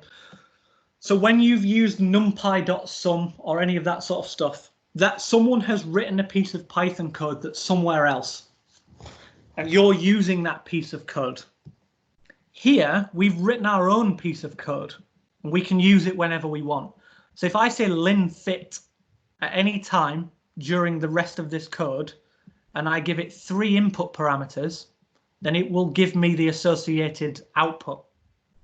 And you can see that the function is y equals mx plus c. Okay, so it's going to take in an x value, it's going to take in an m value, a gradient, it's going to take in a c value, a y-intercept, and it's going to say y equals mx plus c, and it's going to give me the y value for the x value that I put in. Okay, so every time you see linFit, that's what it's doing. So I've got some time constants here. So exponentials have time constants. It's just a list of them. From these graphs, you might guess that that list has 4 time constants in it. So it'll have 0.8, and it's going up in steps of 0.05. So it's going to have 0.85, 0.9, 0.95, but it's not going to get the 1 value because it doesn't include that final value. So it's got 4 in there. Here I'm going to say plot all graphs. So I'm just going to set this value to 0. I'm going to say for tau in time constants. So I'm doing 1 time constant at a time. Okay. I'm going to get some x data. So again, that's just a list of x data from 0 to 5 in steps of 0.1. Oh yeah, 0 to 5 in steps of 1. So if we look at this graph, we've got an x point there, an x point there, an x point there, an x point there, and an x point there. So that's 5. Y data is going to be numpy.exp. So that's the exponential function. And it's going to take the x data and divide it by some time constant. So that's y equals numpy. That's y equals e to the power x divided by tau. So that's these exponential graphs, right? For each different value of tau, we get different exponential growths. And then I'm going to say plt.plot x data, y data. That's a format string, so we don't have to worry about it for now. Let's not worry about that. But plt.plot x data, and Y data. And this bit just changes the color. So I'm going to comment the rest of this out for now. So commenting out means just stop it running. I'll keep that one. Okay. I'm going to run the code again.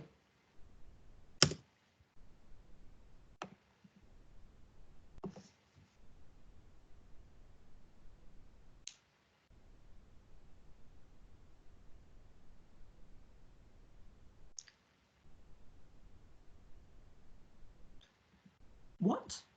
Oh, I know where that is. Sorry.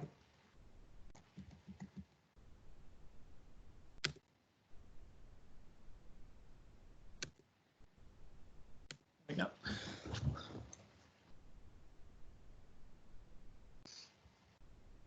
Okay. So I commented these last 5 lines out, and it's not fitted the graphs. Okay, it's just printed the exponential curves. So we've got X data, Y data is X data over tau, so it's giving me the X data, it's giving me the Y data. I've said plt.plot X data and Y data. And then at the end, I've just said plt.show.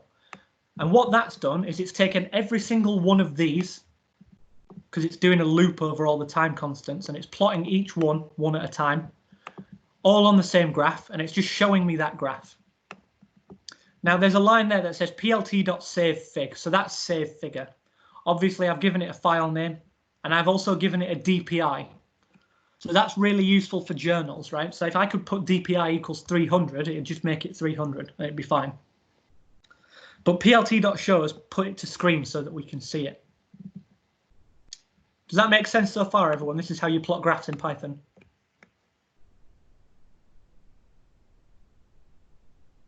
It doesn't let me write anything else in the command window. Oh yeah, it doesn't let you write anything else in the command window, Charlotte, because it's still running in the background. So if you close if you close PLT, if you close the figure, it'll let you run stuff again. So when you run this plt.show, Python is still running in the background until I click close, and then it stops.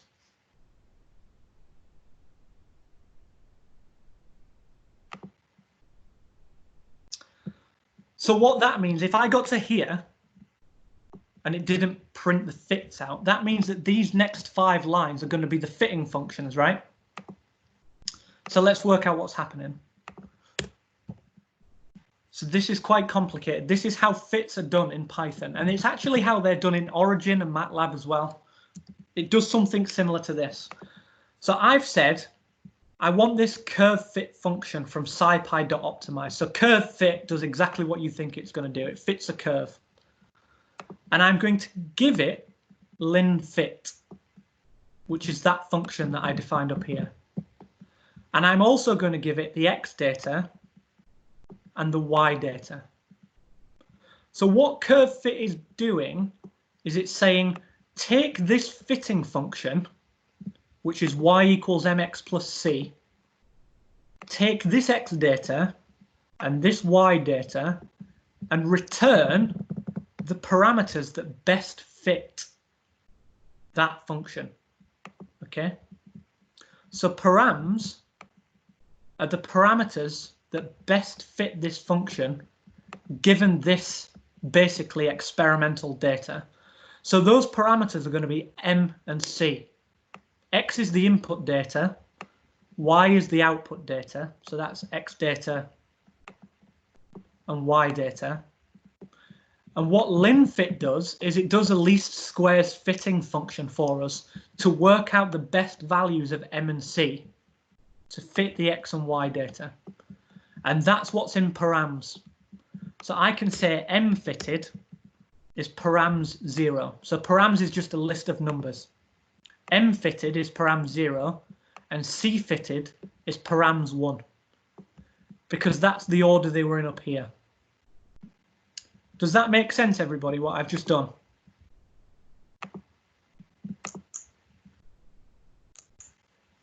It's quite complex, this, so if it doesn't, that's absolutely fine.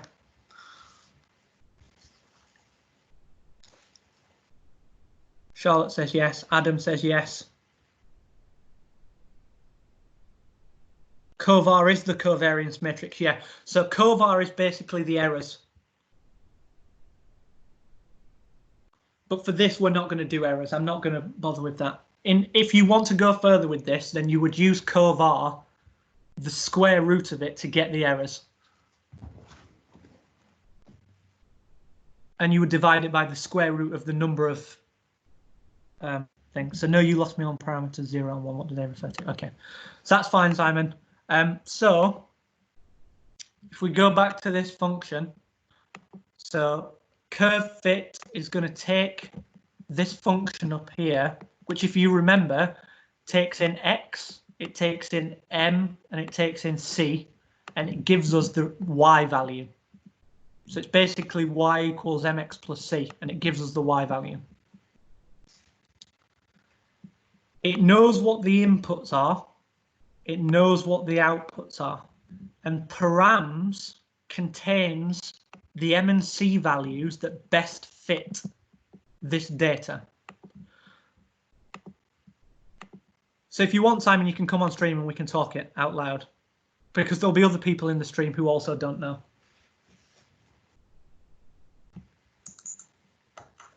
Yeah. Yeah.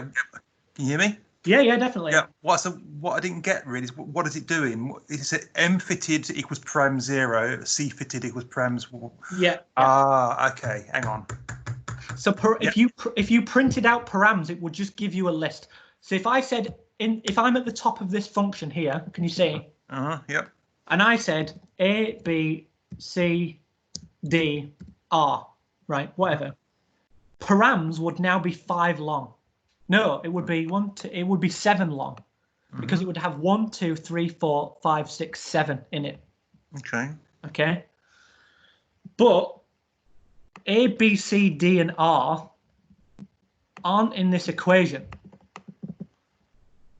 So you'll know that if you were to try and do a least squares fit, and those parameters aren't involved at all, they'll just have an infinite error, because they just don't do anything to the answer, right?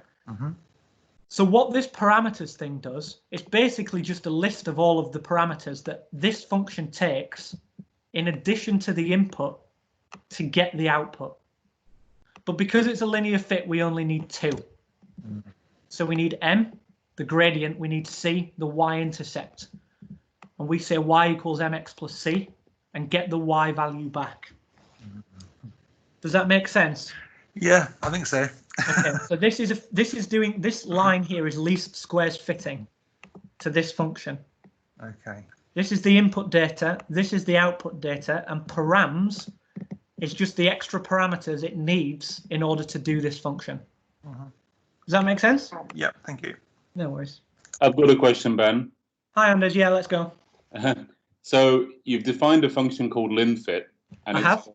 Yeah, so it's got x, m, and c. How does it know? So the x is the input variable. Yeah. But how does the code know which is the input variable? Is it just the first one, or how? Yeah, absolutely. So that's why params come out. I could imagine I might put in an m as well, and it would be able to handle it, right? How would that work? So this curve fit value has an extra variable that I haven't included here, where you can give it basically bounds if you wanted, but you can also give it a guess. So you can guess at each of those input values, right?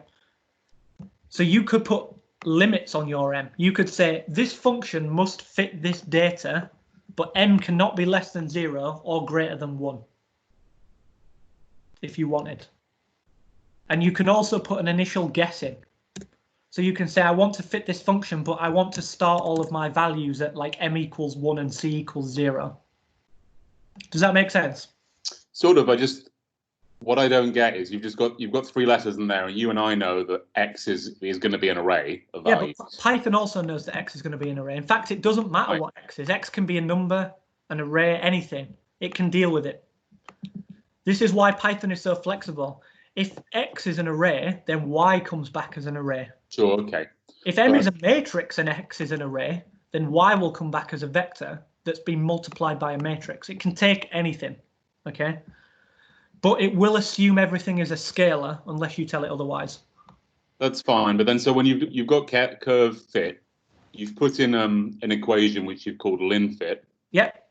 And then somehow curve fit knows that the next argument is an x data argument, and it also knows that that x data is the first variable within lin, fit, and that the following variables are not relevant. Yeah. So the order matters here, right? So this is the first variable, and it knows this. So the things that come out will always be these variables. So Python knows that. It also knows that this x data here needs to go in as the first variable here.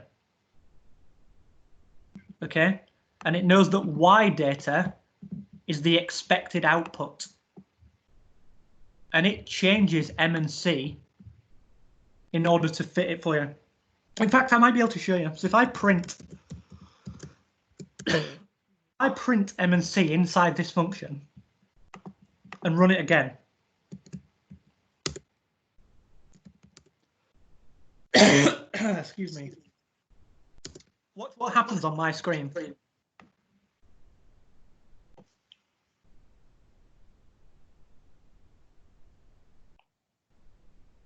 So I've asked it to print out M and C at the top.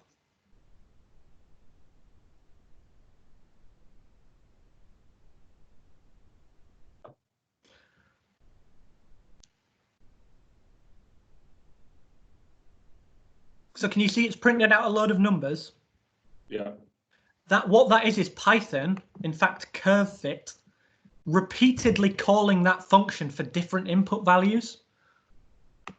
So that is the least squares fitting process at the back. Mm-hmm. So it tests some M and C values, works out how bad they are, and then changes them, works out how bad they are, and homes in on the right answer, which it turns out here is 15 and minus 10. But we know that that's a bad fit because it's not a linear fit at all. Sure. In fact, a linear fit is a bad function to try and fit this data, right? Sure. Does that make sense what's happening then? Yeah, I'm happy. I'm going to mute my microphone. That's good. Thank you. Great. So we've got a curve that's been fit to this function, some x data, some y data, and it's returned these values. So our curve fitting process thinks that M fitted is the best value of the gradient and C fitted is the best value of the y-intercept to fit this function. So what I've done now is I've just put those data back into the lin fit function. So I've said some new y data is equal to that function with x data as the input and those two new parameters. So assuming that these are the best parameters to fit that function, I can get some new y data out, right? And I can then plot that y data onto the same graph. And if I do that and run it, I get my really bad fits again.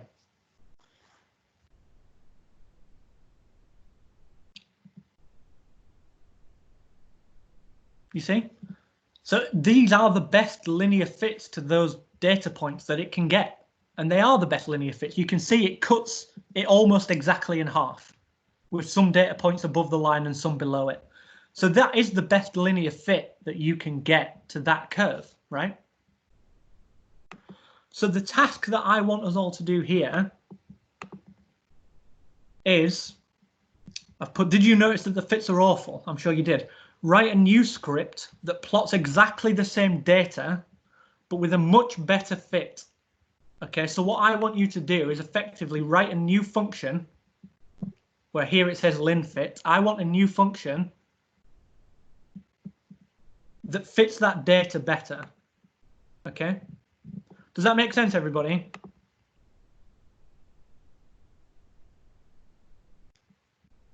Oh, Khalila's asked a question.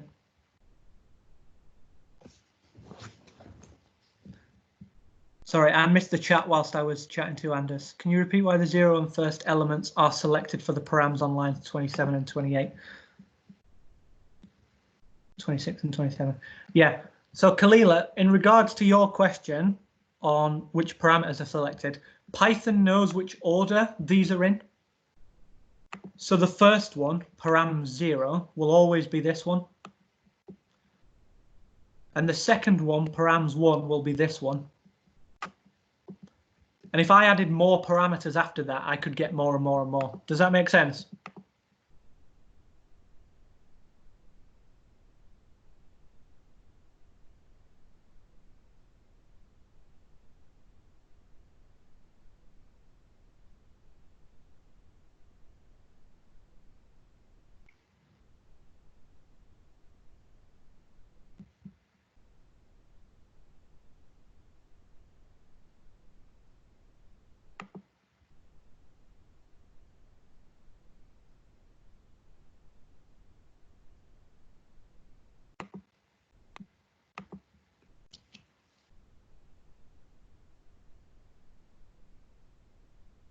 So it takes the second and third variables. Yeah, because it thinks that the first variable. Yeah, because it thinks that the first variable is the input data, which it is. So when you write these functions, fitting functions, this always has to be the input data.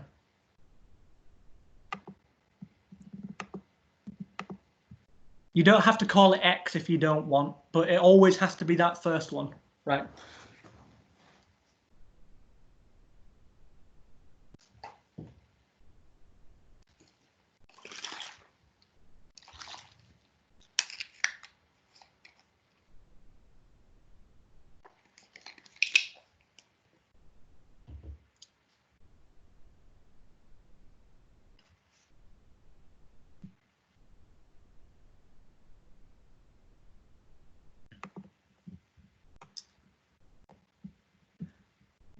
Incidentally, these things, so when it says plt.plot x data, y data, and this stuff, just leave that as it is for now. This is a format string, so it tells it how to plot the lines.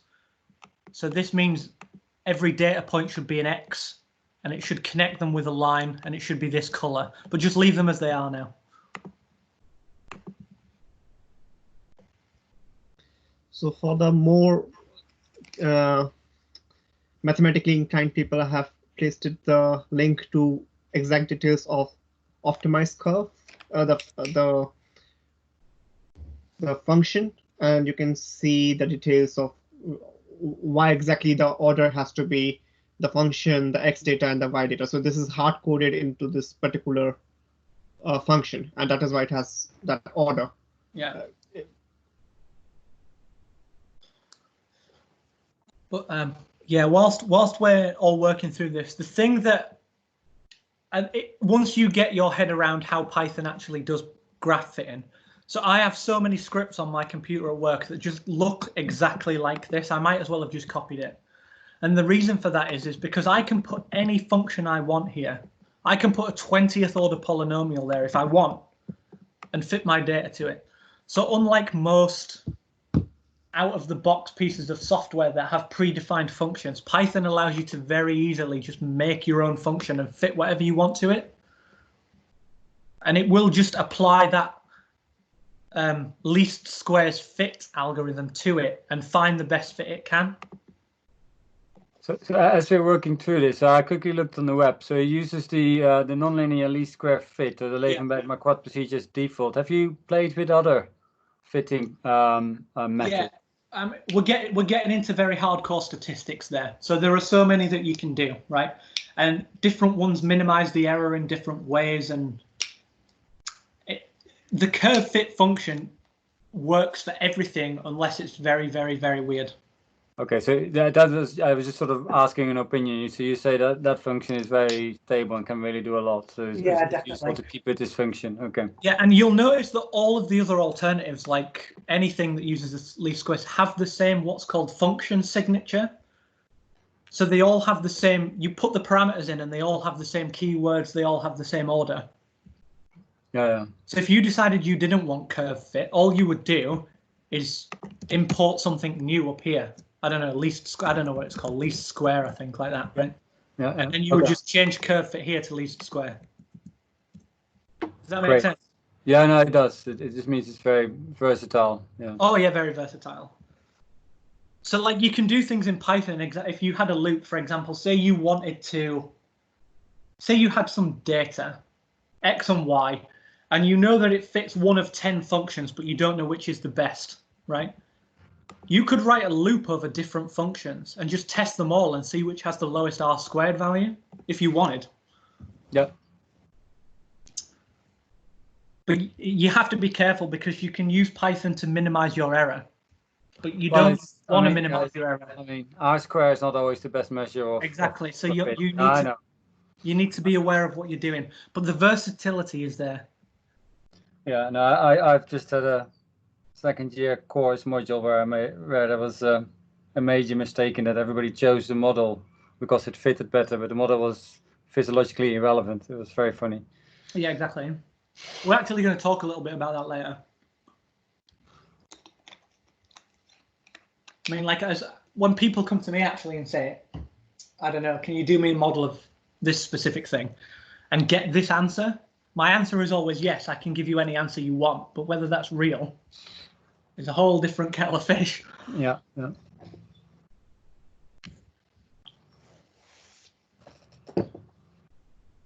So once we've got this plotting stuff, I think we can move on to modeling. So Shashank, can you do a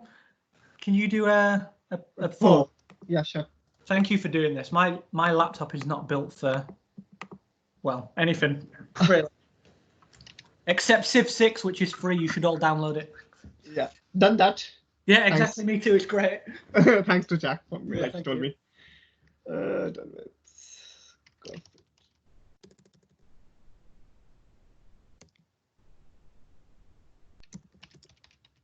So I'm going to run plotgraphs.exercise on my computer, and it will give me Civ 6 game after the workshop. Yeah, right.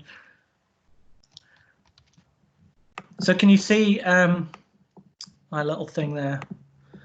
So this is the sort of thing that you should get. I've changed the formatting just because it's clearer.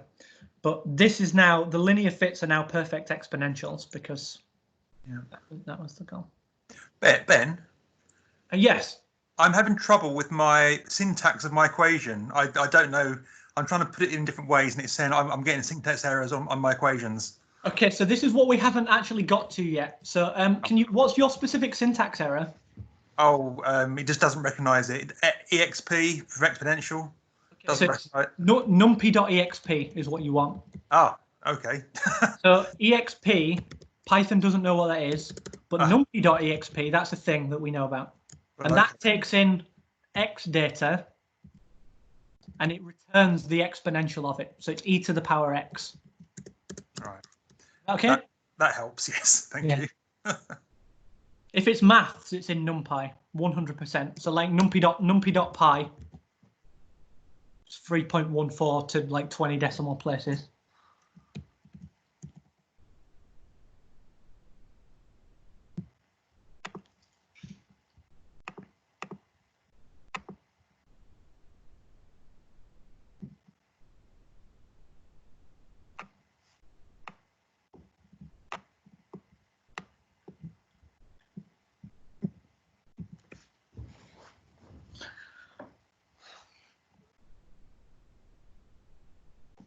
Jack Henry says Civ 6 game after the workshop. Pandemic game after the workshop, if anything. Come on.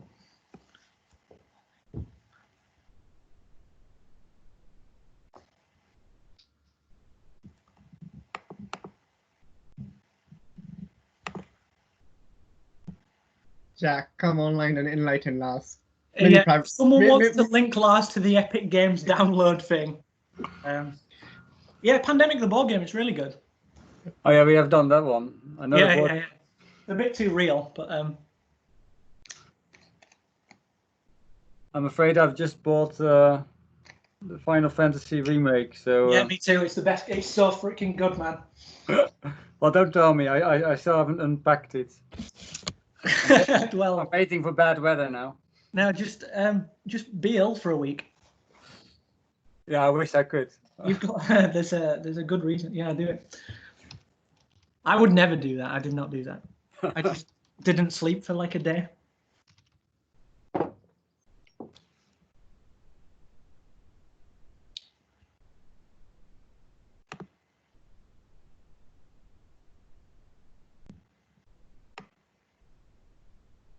So well done for those people who've managed to get. If you're still on this sort of stuff, I'm going to leave it until 1:45, and then we'll move on to the next thing. But the idea that I'm trying to get across from this this part of the thing is that Python allows you the flexibility to define any function you want and fit it to your data, right? So if you've got some X data and you've got some Y data, and Python even has the functionality for 3-dimensional fitting, so fitting surfaces to 2D data. The curve fit function can do that for you. In complete generality, it doesn't matter what that function is. It doesn't matter what your input data is. It doesn't matter what your output data is. It will give you the best fit it can.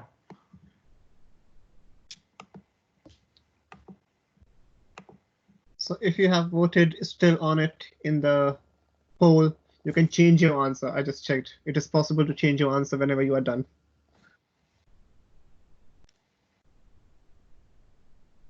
You can also change it to given up if you. Of course. That's fine. But feel free to give either of us a private message as well. No need to apologize for the question. Peng has raised his hand. So Yeah. I assume there's a question. Yeah. So, oh, sorry. Hello, can you hear me? Yeah.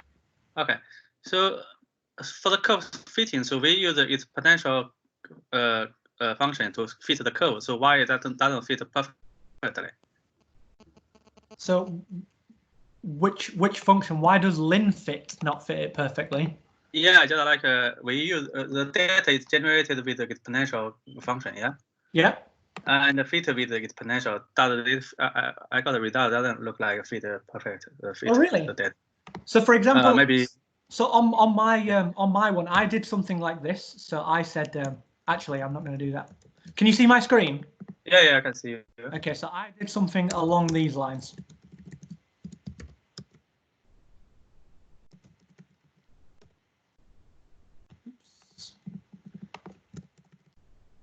Oops. numpy.exp x times b.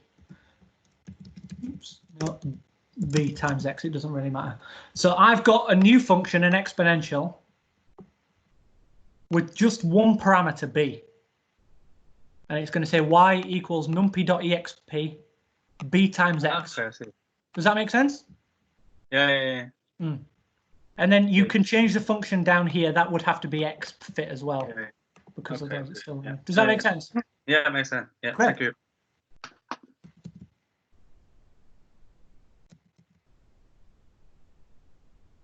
What am I doing? Yeah, right. Lars has said, sorry for all these questions. Don't apologize for the questions. It's good. Is Python quicker than MATLAB if you have very large data files to fit? It's probably about the same. If you use NumPy and SciPy, it's probably about the same.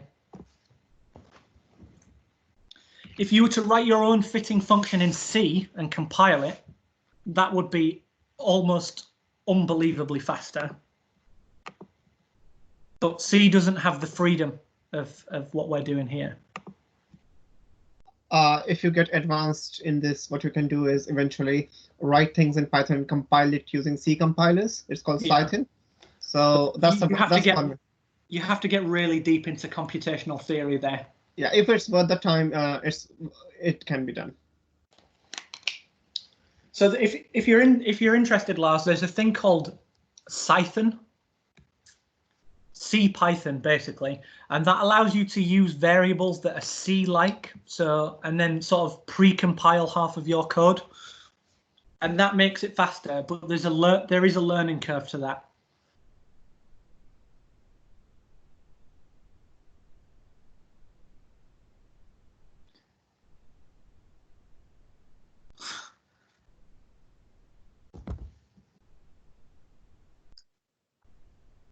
Hi. Hello? I got another question. Yeah. For the curve fitting, so what's the cover mean? Cover. Oh, so yes, that's short for covariance. Okay. Okay. So what's the one? If I said errors is equal to numpy.diag, covar dot square root. Like that. So this is a covariance matrix. It's 2 by 2, and it's looking at how M and C vary with respect to each other. Okay. Yeah, so if I take the diagonal of that matrix and then square root it, that's basically my error. Okay, I see. And then there's something called plt.errorbar. So in that function, I can say x data, y data, but then I can say this, I can say y error equals errors. And it will plot the errors as data errors, if you like. Okay, I see. That's again, that is useful, but for what we're doing here, it's not that great. But the covariance is just the errors, basically. Okay. Thank you. Thank you very much. Hope that makes sense. Yeah. But yeah, definitely, if you were to use this in practice, you need to know about those errors, right? Because if that fits perfectly, right? In principle, the only reason I know that fits perfectly is because the errors are small, not because it looks nice on a graph. So if you were to use this in a paper, you would need to use that covar to get the errors out.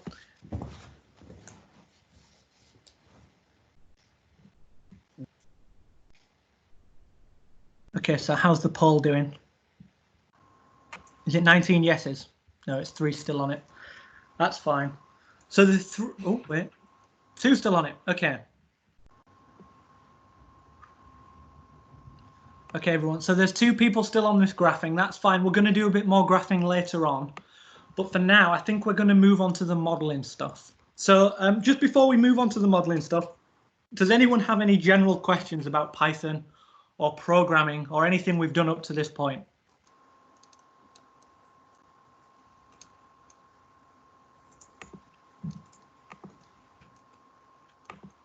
If yes, put them in the chat.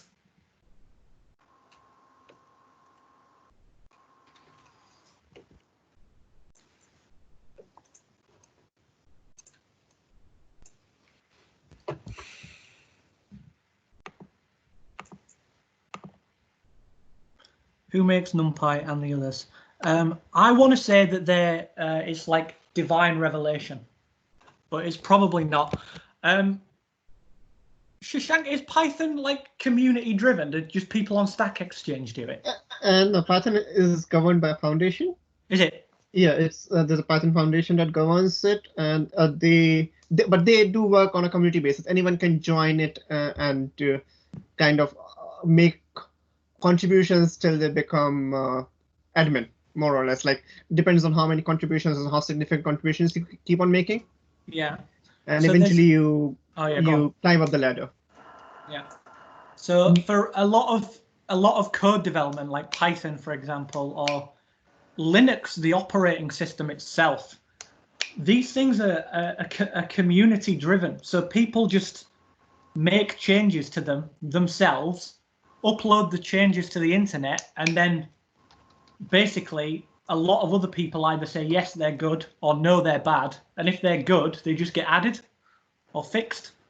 So it's very, politically speaking, it's very, very socialist. But practically speaking, it works quite well because, I don't know, it just seems to work well. People are enthused about Python enough to fix it themselves. So also, most of the people who actually make contributions are either full-time programmers or are in some kind of public job where a part of the work is to code. Yeah, so definitely. a lot of this is actually funded by the US government via there's a project called NumFocus, which so it's convoluted, but it works because people decide to dedicate the time. Yeah, definitely. But I think Linux is Linux the same or is Linux different? It's also a foundation, but not. No, because some of the flavors are like Red Hat's. The one that the university uses, CentOS, it costs, doesn't it, for support? Yeah. So most Linux distributions work in a manner that they release a free version and then a supported version. Free version comes without any support, and if you want to install Linux for, say, your entire university, then you would buy a package which comes with support. Yeah. the amount of support is questionable, of course, as far as I understand, like from practical experience. But that's the way things work. Definitely. But that's an intro. Can you show what you did to get? Yeah. I'll do that in a second, Khalil. But one last thing for Charlotte. Who makes NumPy is a really, really good question in general, because to just assume that a computer program is going to work is not good. So if I run that curve fit function, right, I need to be able to independently verify it, ideally speaking. So that's why it's good to know how least squares fitting algorithms work, so you can test them if you need to. Does that make sense? And then NumPy just gives you a quick version. But the second that NumPy doesn't work, it's important that we know that as a community. Also, like with any code from the internet, if you know the source, it's better. Yeah. So this is, whilst I'm just opening up the thing for Khalila's question, it's important for, in computer work and simulation stuff, reproducibility comes from knowing where your versions come from. So knowing where all your code comes from and how it works is how I know if my code is reproducible or not.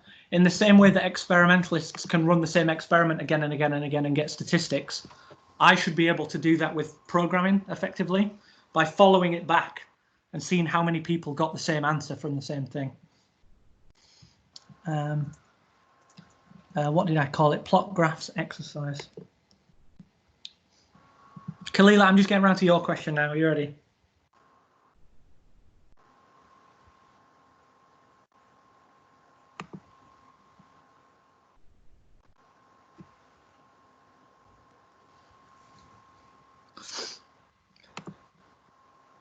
So at the top, I've just defined a new function called xFit. And it's got some input. Again, I've called it x. And it's got one parameter this time, b. Now, you know that I could have said a times and put an a there. And that a would have come out at 1 because we know that. But for this, I just left a to be equal to 1 and just left it with one parameter. Once I've got this function, I can then just use that function as the fitting function. So I can put it here. And I can put it here to get the data. And that's it. Does that make sense?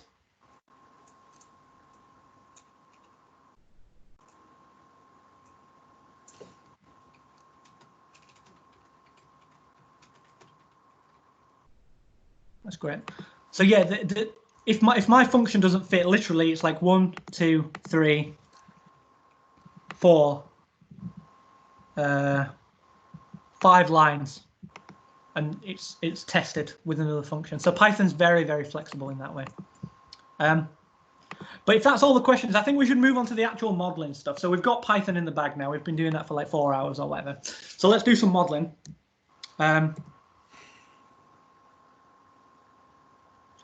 Oh, we're going to do functions and classes. We're not doing that right now.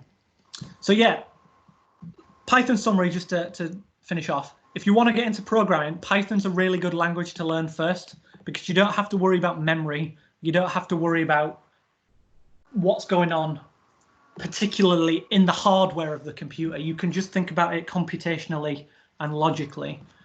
Anaconda's probably the best distribution of it, which is why I got you all to download it, because it's what's called containerized. So if you make changes within Python, if you change that installation, it won't change anything else on your computer or mess anything up.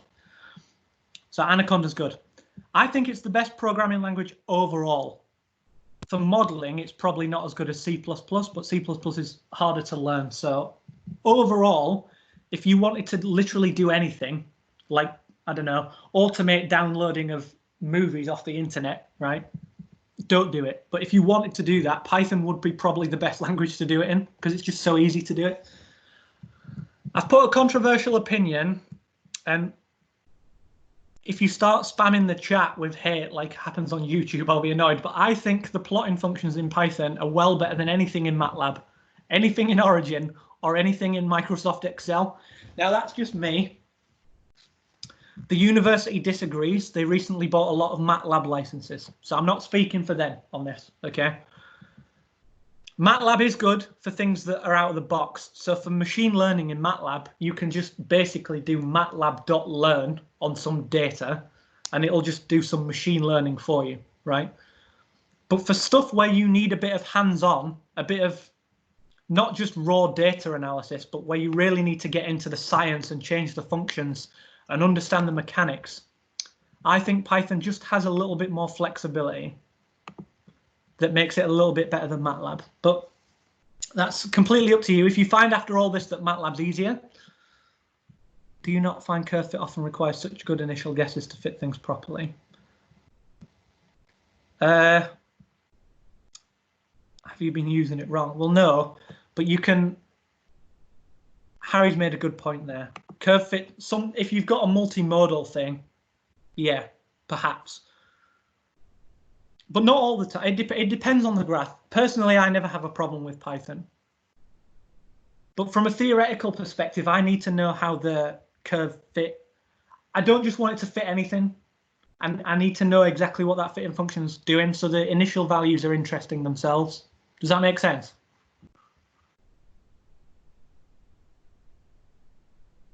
I'm not having to go experimentalists or anything. I'm not. I'm just saying, for me, Python fitting is very intuitive, and the initial values themselves tell you something about where the local minima are. So yeah. So in general, I just think Python's better. If you disagree, that's fine. Keep using MATLAB. But from what I understand, there's a piece of MATLAB code floating around that should be translated into Python at some point anyway. So if anyone feels like doing that, then get on it. But for now, we'll move into modeling. So there's lots of text here. I'm not going to get into the text. The text is for you guys to read when you get these slides, if you so wish. But one of the questions I want to ask is, if I was to ask you, the chat, what is modeling? Curve fit defaults the guesses to 1. Yeah, right. If I was to ask you, the chat, you, the audience, what is modeling? Because over the past, since we've all been on lockdown, people have come up to me and said, can you do some modeling, right? If I said to you, what is modeling? What do you guys think? And you can put your hand up to answer if you want, or you can go into the chat.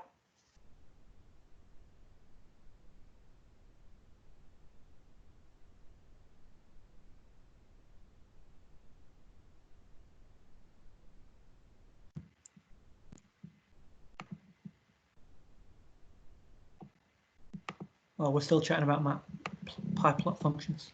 So the question is, what is modeling? Give me a sentence on what it is.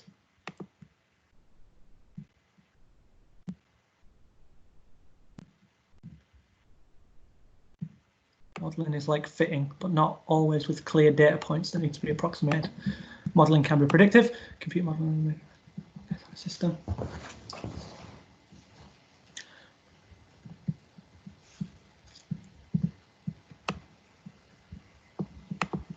Simplified version of reality used to start making a complicated system. Making the best numerical guess of a physical system. That's interesting. It's quite general. Charlotte, I really like your answer. Using a previous experimental result to predict future results. I really like that answer. Harry's as well. A simplified version of... Right, yeah, okay. I mean, yeah. I mean, modeling works within reality, Harry, so we've got to assume that reality works in order for the computers to work. But I understand what you're saying.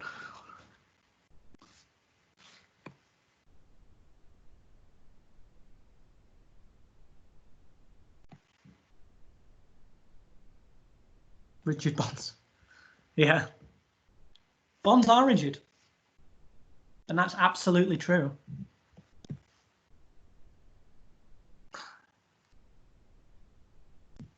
What even are hydrogen bonds? No, seriously, I think we should move forward using Charlotte's one there. So I'm going to copy that. That's a really good one. I'm also going to fix that slight typo. Sorry, Charlotte.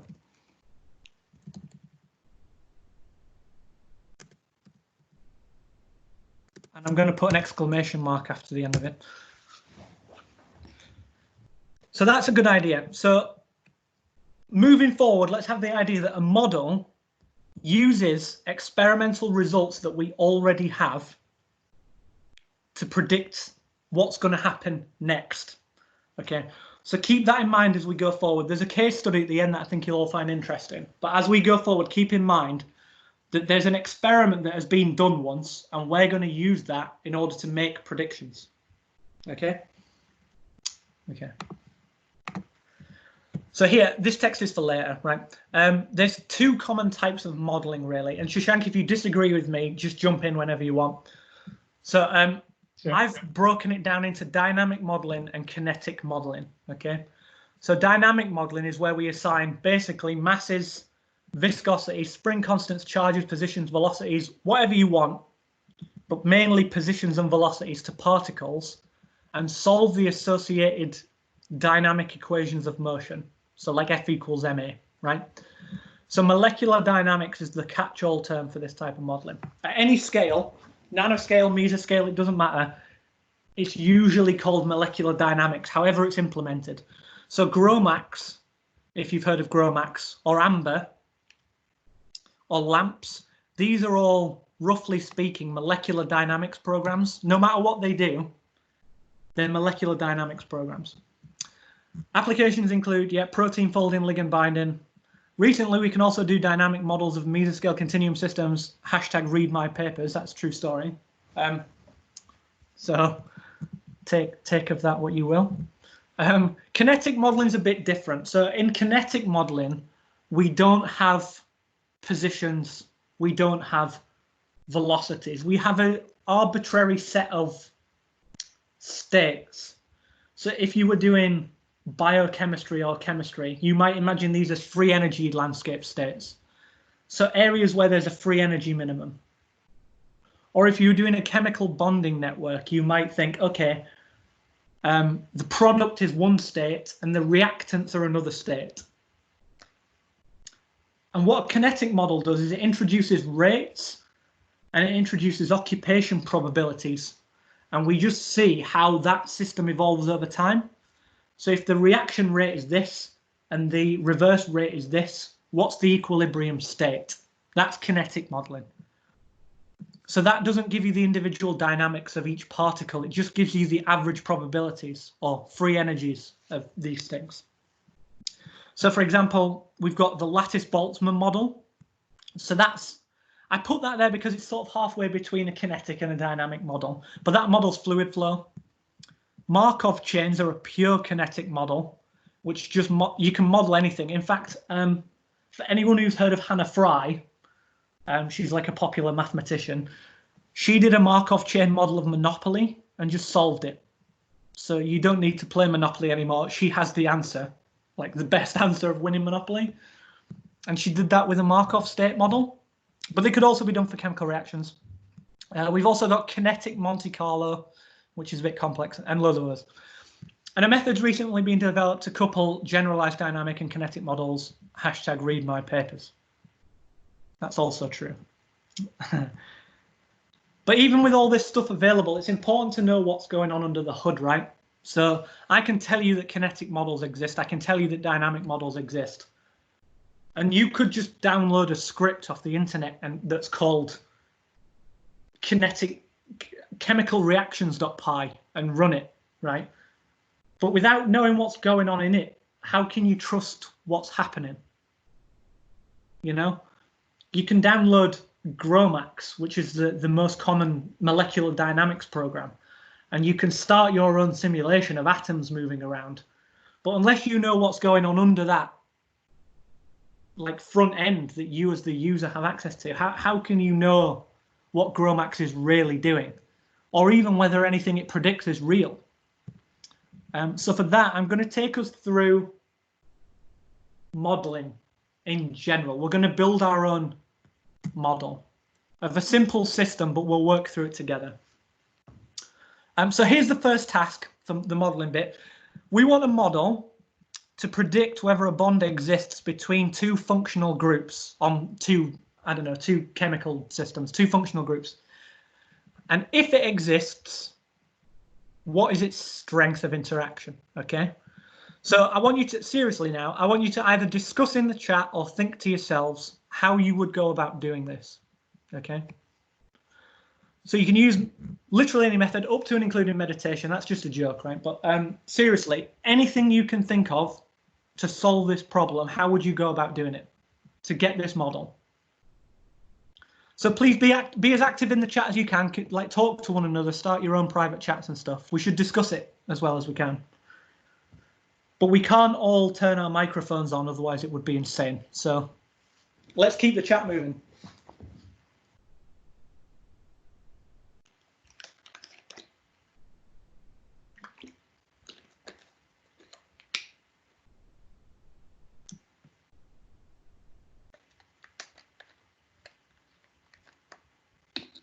Is everyone still there, or have I been talking to myself? I'm there at least. I'm really glad.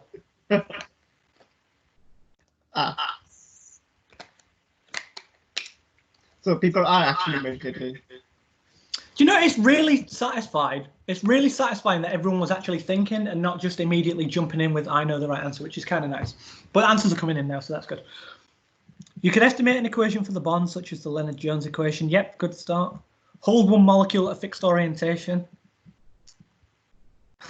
It's beautiful how everyone's individual work is coming out in these answers. It's beautiful.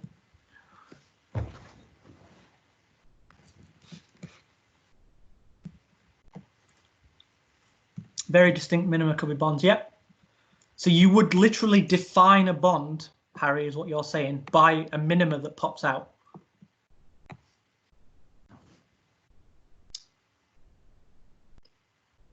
That's interesting. I have read your papers.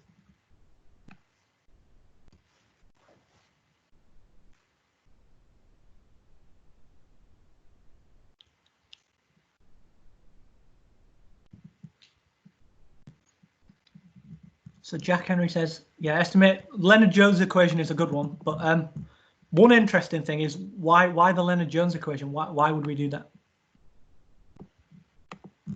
Could you solve the Schrodinger equation between the groups? Yeah, you absolutely could do that. Have you ever tried to solve the Schrodinger equation between two random chemicals?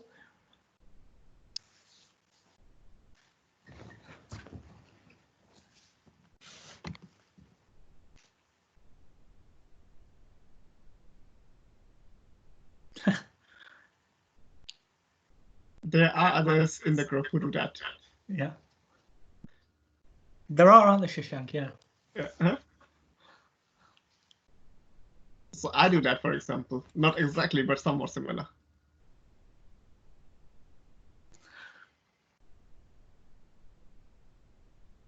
No, that I'm not saying that's the it's not the wrong answer or anything. That's a really good answer. But Yeah. the question, it's similar to the Leonard-Jones equation answer. How do you know that the Schrodinger equation is the right answer?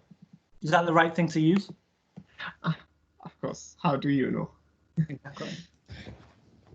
So we'll get onto this later. But the point of this entire thing is that it was a trick question. The answer already exists.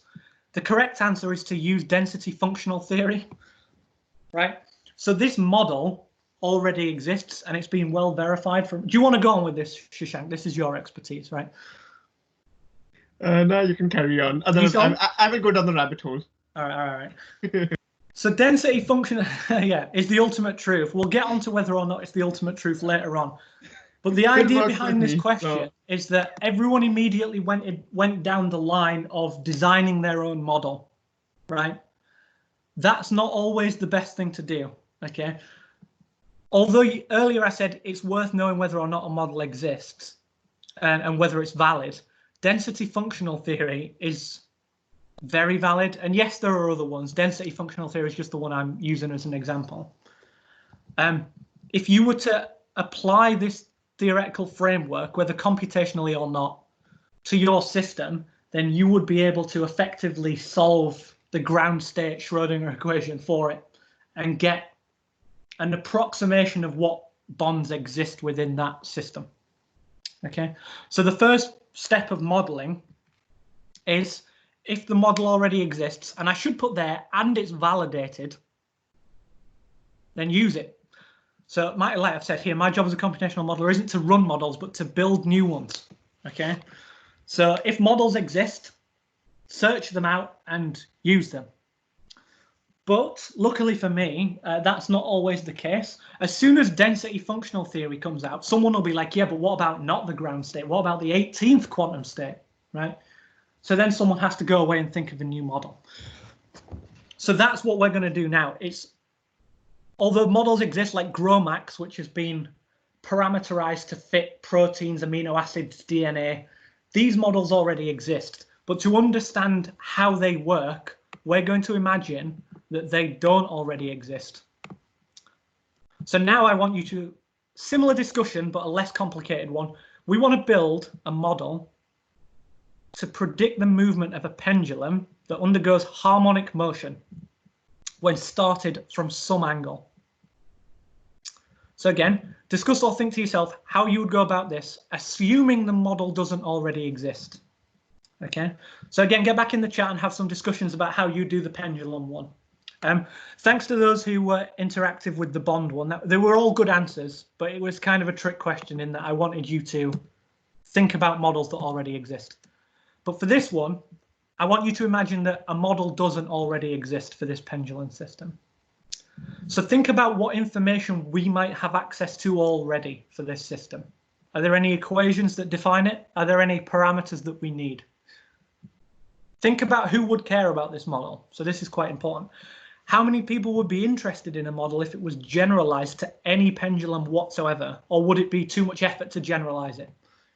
And think about how complex the problem is. So as Lars was saying earlier, if you've got crazily large data sets, so if you didn't just have one pendulum, but you had 5,000 pendulums all interacting,